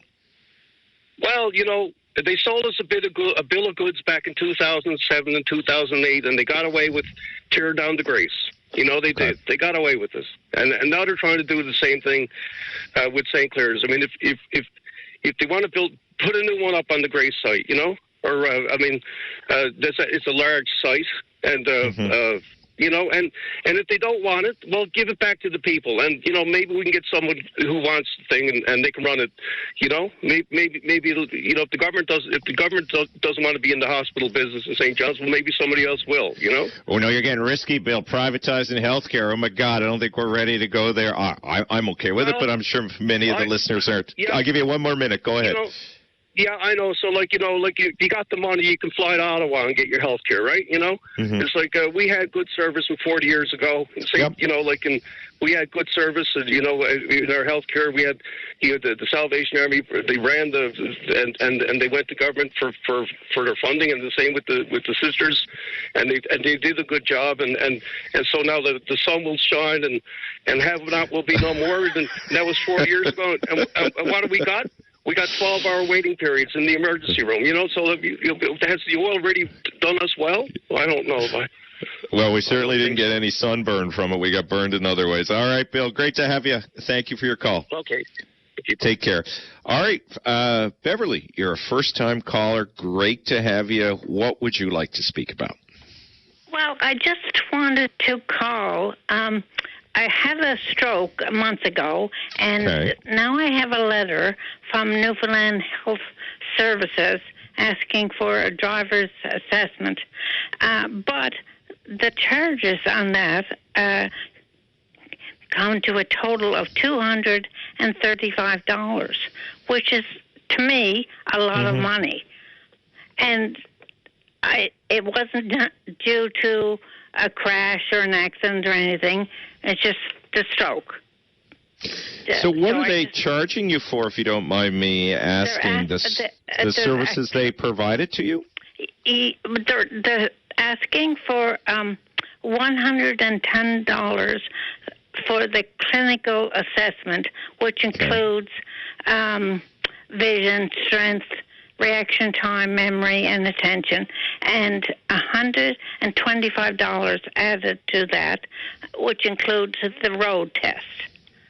Okay, so they're classifying those as having a medical requirement but non-medical tests, I guess. Thus why they wouldn't be covered under MCP. So what kind of situation does that leave you in? As you say, that's not an insignificant amount of money, so what do you think you're going to do? And especially because I'm on the very low end of income. So, to me, and it was a complete shock to me. I wasn't aware that this was in the works for me. And if it's not a medical problem, what is it? Yeah. Well, Beverly, you're talking common sense here. That's crazy. What I might suggest, I'm being facetious, obviously sarcastic. What I might suggest, track down your MHA, give them a call. They might be able to help you with NLHS. I doubt they're going to be super flexible because I'm sure, as you rightly say, these are medical things, but the tests don't fit nicely within MCP, I guess will probably be their response. Is there a way you can help? I would try your MHA. Well, I certainly will. Okay, thank you. You did great. First-time caller, call again. Thank you. First time. Thank you very much. All right, great to speak with you. All right, here's what we're going to do. I think I've got Ryan there. Ryan, hang tight. When we come back, we'll talk to Ryan, and then we'll get an update from our friend and colleague Zach Power about the House of Assembly debate. You heard Lloyd Parrott, the Minister of Energy, Government House Leader, reference it earlier. We'll get Zach's take on how the debate around Beta Nord is playing out in the House of Assembly. It certainly sounds like there will be no special debate based on what Lloyd Parrott said to me and what he said yesterday in the House. We'll talk with Zach, but first we'll talk with Ryan right after the break. This is Open Line on the VOCM Bigland FM radio network. All right, first I need to start with a correction and an apology. Rick Farrell, I'm sorry I called you Rob Farrell. Mistake I didn't mean to make. Sorry for that. Sorry if I caused offense. Rick Farrell is indeed the Unifor leader in Marystown, and we had a great conversation yesterday. Rick, I hope you appreciate there's a million names coming at me, and sometimes I make mistakes. I hope I did not offend you. All right, I do have a Ryan continuing the list of ours. Ryan is on line 4. Ryan, you want to talk about Bull Arm. Go ahead, sir. Good morning. Good morning. Morning. I was working in Bull Arm for 3 years. Okay. We done the topsides. We done topsides in Bull Arm over in the laydown, and we can do them again. We done it all. The Hibernia, put for the last for 10 years. That was Rick from Norway. And we worked there night and day, but nothing ever said, because all the work went on in behind the hills. The Liberals never done a thing for the Newfoundlander. Newfoundlander had to beg the Liberals every time he wanted something done. But he got on and yakking off his mouth about the Liberals because he never got in. Who's the he that you're talking about there? Sorry, I lost you there for a second, right? This buddy, what's his name? He ran for the head of the Liberals, and he never got in. Tony Wakeham got in.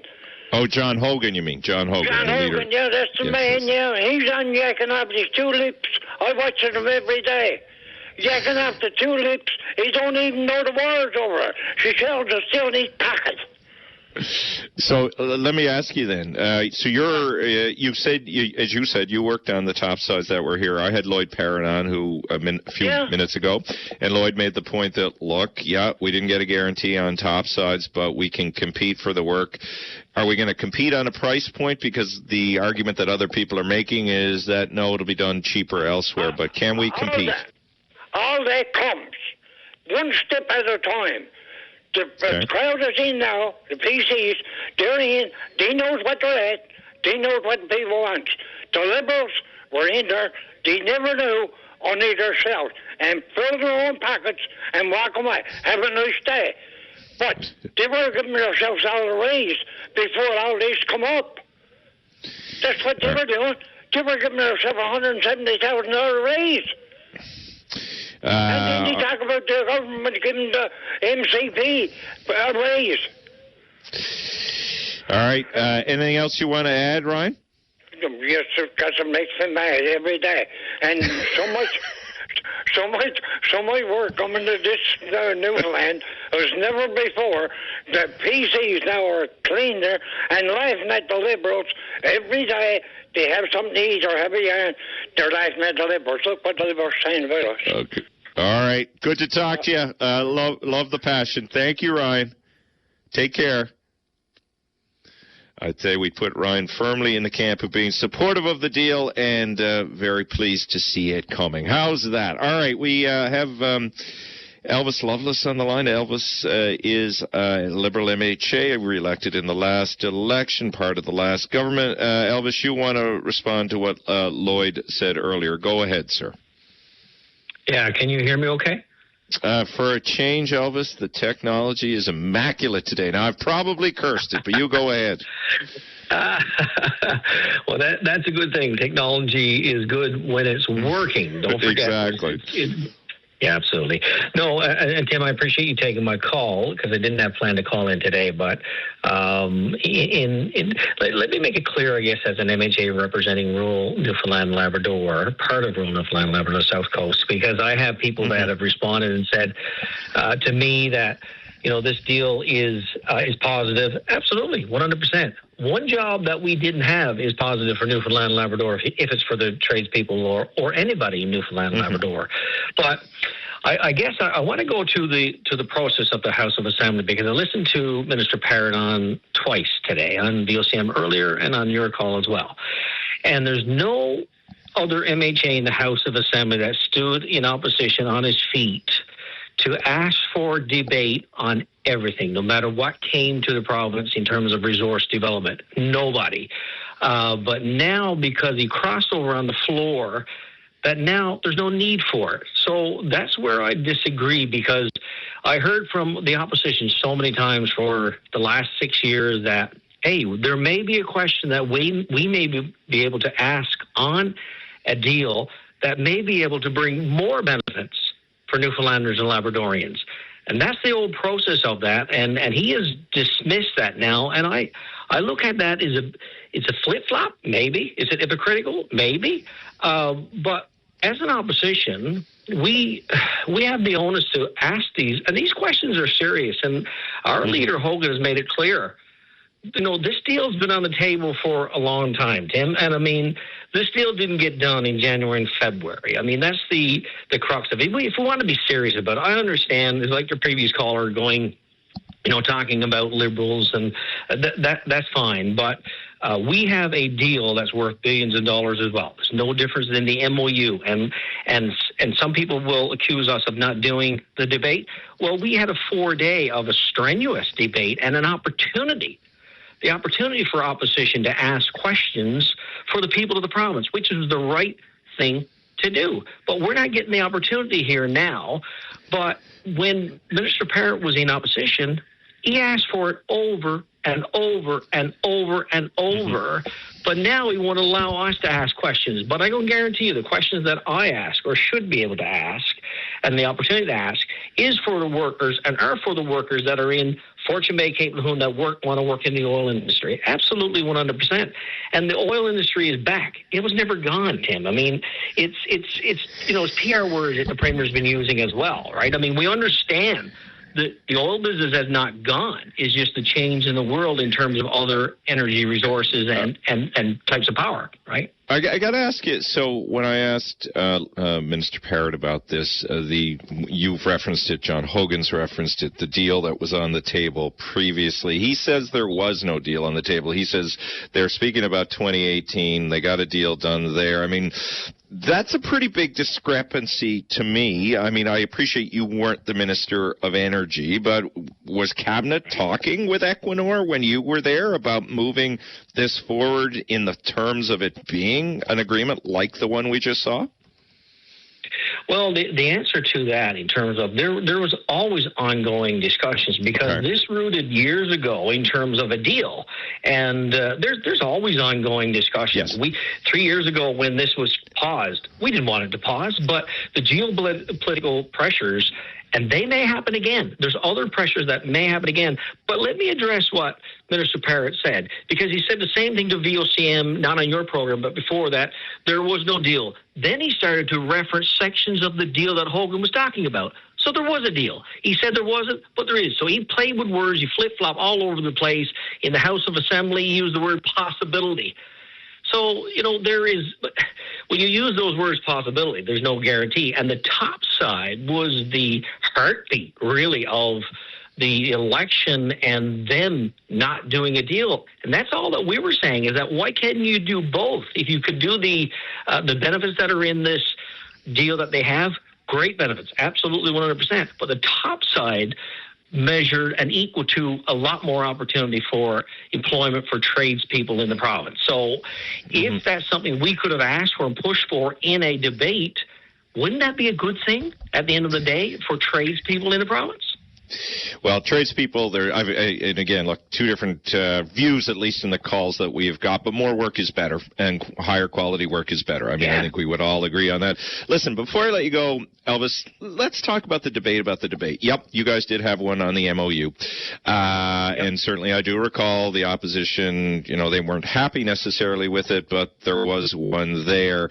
I will just say, and I have a little bit of experience in this political world, sometimes these debates are more about each party staking up positions, reinforcing why they're either for or against it. How much utility would a debate, how useful was the MOU debate that you guys had, and how useful would a bull-arm debate be for the public? Because I see the political benefit, but how much would it be beneficial for the public? Well, it would be beneficial for the public. And in terms of that, the 4 days that we used, we didn't just have opposition asking government. We had the experts. We had the hydro officials in that work hard on these deals that they asked direct questions to. And it was the opportunity that was provided to ask those questions. And in terms of a debate on any resource development moving forward, Tim, I can say from where I sit and I stand in the House of Assembly and on behalf of the people that I represent, if I'm going to ask a question, it's going to be with hopefully a question and an answer and results of benefiting the people in my district and the whole of Newfoundland and Labrador, not to put Elvis Loveless on a pedestal or score political points. We all want to be victorious in terms of doing a good deal. This is for the whole of Newfoundland and Labrador. This is not about PCs or Liberals or the NDP. This is about the whole of Newfoundland and Labrador. And that's the old premise around this debate. But when you're on the opposition side preaching that this is the way it should be done and you didn't do it, then you go over there and really flip-flop on it, that's concerning. So I'm asking, as others have asked for, they should reconsider that. Why not? Why not bring it into the House of Assembly that Premier Wakem, when he was leader, said should be done? Then listen, live up to your words and put your words into actions, because all of this at the end of the day is for Newfoundland and Labrador. Tim, I appreciate your conversation here today. Listen, Elvis, the most shocking thing in this conversation is you're not put on a pedestal. Like, I am thrown off by this. I'm sending our investigative news team down there to check that. I don't believe you. Is that? My goodness. Teasing you. Great to have you, Elvis. Thank you. Appreciate your perspective. Absolutely, yours as well. Thank you. All right. That is Elvis Lovelace giving the Liberal reaction to the conversation we had with Lloyd Parrott. And I'm grateful both came on, because if we can help move a public debate, and if it matters to you, we'll make it happen here as best we can, and we've had some of that today. You heard Minister Parrott, you heard Elvis. Love to hear what you think about the public debate, because as I say, from the experience that I've seen, people... Usually it's the parties that want them to help frame their messages, but as Elvis Lovelace argued, he's there asking questions for his members and his constituents, and if people that's important to people and it matters. We always say it does, but I'm not sure that I buy all of that. Anyway, going to take a break, and then we'll get Zach on. He's been watching the debates that are actually happening in the House of Assembly, I should say, around this and the normal sitting of the House of Assembly. Zach will join us right after the break. This is Open Line on the VOCM Big Land FM radio network. Zach Power gets the best assignments. He's doing the Lord's work this week, covering the House of Assembly. And, Zach, they're just back, but, boy, they're going at it hard. It seems everything is about Bay de Nord. How's it all playing out there? Yeah, and I think the first few days in the House of Assembly can simply be summed up with absolute fireworks on both sides. A lot of name-calling on both sides, and a lot of really good debate as well. And, of course, Bay de Nord has been one of those topics that has completely dominated the House of Assembly, at least now as we go into the Thursday session. I get the sense from the call I just had with Elvis Lovelace and some of the coverage that the Liberal opposition, who are just learning to be opposition, should be remembered. So they're finding their feet as the new government's finding their feet. They think they have an opening on the issue of whether there's a debate or not a debate. How is that? Or there should be a debate, or there currently is a debate on Bay de Nord, separate from what's happening in question period. How's that playing out? Yeah, it hasn't really moved far in terms of the PC books as to whether or not there will be any sort of debate. The PCs have kind of indicated that there will be no debate on this, and that's what we're getting from them. They believe that this really and truly is a good deal. One of the things that was brought up in the House of Assembly yesterday was the comparison between the MOU on Churchill Falls and the Bay de Nord project. One thing that the PC said, and Lloyd Parrott, who was just on the show, said in the House of Assembly yesterday, that they don't need any fancy ad campaigns or convincing, because the public is already convinced that this is a good deal. This is the mindset that we're getting from the PCs in the House of Assembly, is that the public knows this is a good deal, so therefore we don't need to debate the deal. And so I'm not really too sure, too, if a debate, even if we did have one, would do much in terms of changing the way that the PCs feel about this. It may change what they do with the dry dock, or maybe some of that subsidiary things. But as for the deal with Equinor, they signed it, right? It's not really going to go far. It could change a couple, like I said, some of those side things, but I think the PC's mind's already made. Yeah, interesting in our discussion with Minister Parrott, he added time sensitive to it, that part of the reason there didn't need to be a debate, if I'm remembering the conversation correctly, was that it's time sensitive. We'll see how the public buys it. I will just say here on Open Line for the 4 days that I've been here and 2 days since this has been out, the conversation has been more about benefits and topsides and less about the public debate, for whatever kind of barometer we give the public. The other thing, Zach, that seems to be a light in in the House of Assembly is healthcare. There seems to be a lot of back and forth between two Labradorians, Minister Evans, who is the health minister, and Lisa Dempster, who is serving as the critic. Tell us about how that is going. Yeah, and a lot of that debate has been centered around the St. Clair's Mercy Hospital in St. John's. So the Liberals argue that that site is currently over 100 years old, as they put it. We know that that is a section of the hospital, not entirely the full hospital is 100 years old. I should clarify that. But they've put down a private member's resolution, saying that the government should go ahead with the site on Kenmount Road, which we know was canceled because of the high costs. The PCs believe that could be anywhere between $10 and $14 billion for that new hospital, the replacement of St. Clair's. When I spoke to Lisa Dempster yesterday, one of the things that she mentioned is that during her time in office, her government was given a facility condition index, and that indicated that the St. Clair's hospital was completely not fit for use. And the Liberals, and the PCs on the other side, argue that it just needs some repairs, and it's been neglected over the past 10 years while the PCs are in office. So as for exactly what's going to happen with that, well, the PCs say that they're going to look into the St. Clair's Hospital. They're going to look, and they believe that getting staffing for a brand new hospital would be somewhat difficult, because a new hospital would be obviously a little bit bigger than St. Clair's to meet a little bit of that demand. And so they believe that that's going to be a challenge. They believe the money factor is going to be a challenge, and it's something that I would say would be looked at maybe 10, 15 years down the road. But as of now, they're planning on going forward with some of those St. Clair's renovations. We know that the condition of that hospital isn't entirely great at this hour. And I know myself and a number of people in the VOCM newsroom have made numerous requests to NLHS to get an update on some of those conditions. The elevators is one of those that I think of. I've asked for the facility condition index. As for whether or not we'll get any of that information, I don't know. But the Liberals believe that the St. Clair's Hospital has gone beyond the point of return. Yeah, and new leadership at NLHS. I know when Dr. Parfrey was there, he certainly would make himself available for these things. Maybe they're just getting their feet there now. Last one for you. How long is the House intending to sit? And related to that, we haven't gotten any hints yet on the budget timing, have we? Yeah, if the math works correctly, we will get something near the end of March or early April. We know that there's so many hours that have to be allocated for budget debate. We haven't heard it much in terms of an interim supply. But yeah, it seems like the House of Assembly is still going to sit for as long as they've got it scheduled. As of right now, if they put the budget down around the beginning of April, because there's an Easter break and there's a constituency week on the 23rd of March. That will bring them right to the end of their sitting, which will be around the end of May.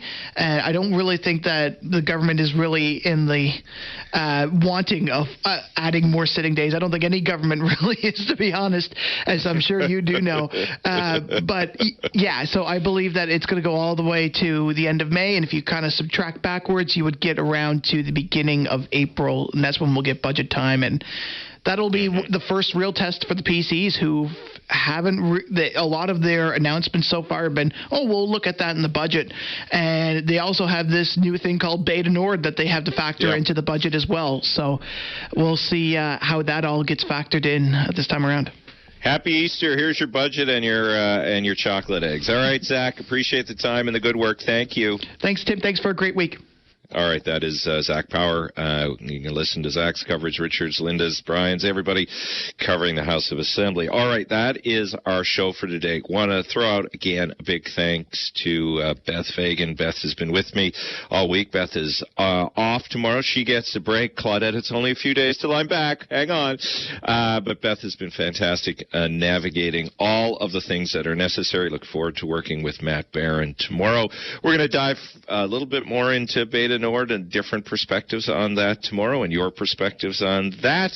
We'll chat about what's going on in the Middle East, because that is getting really concerning. It impacts us, and we haven't gone into great detail on that. I'm going to see if I can get my friend Dr. Luke Ashworth to come on and join us for a bit on all of that. For now, I am Tim Powers. Thank you very much for listening. Back tomorrow with more of Open Line.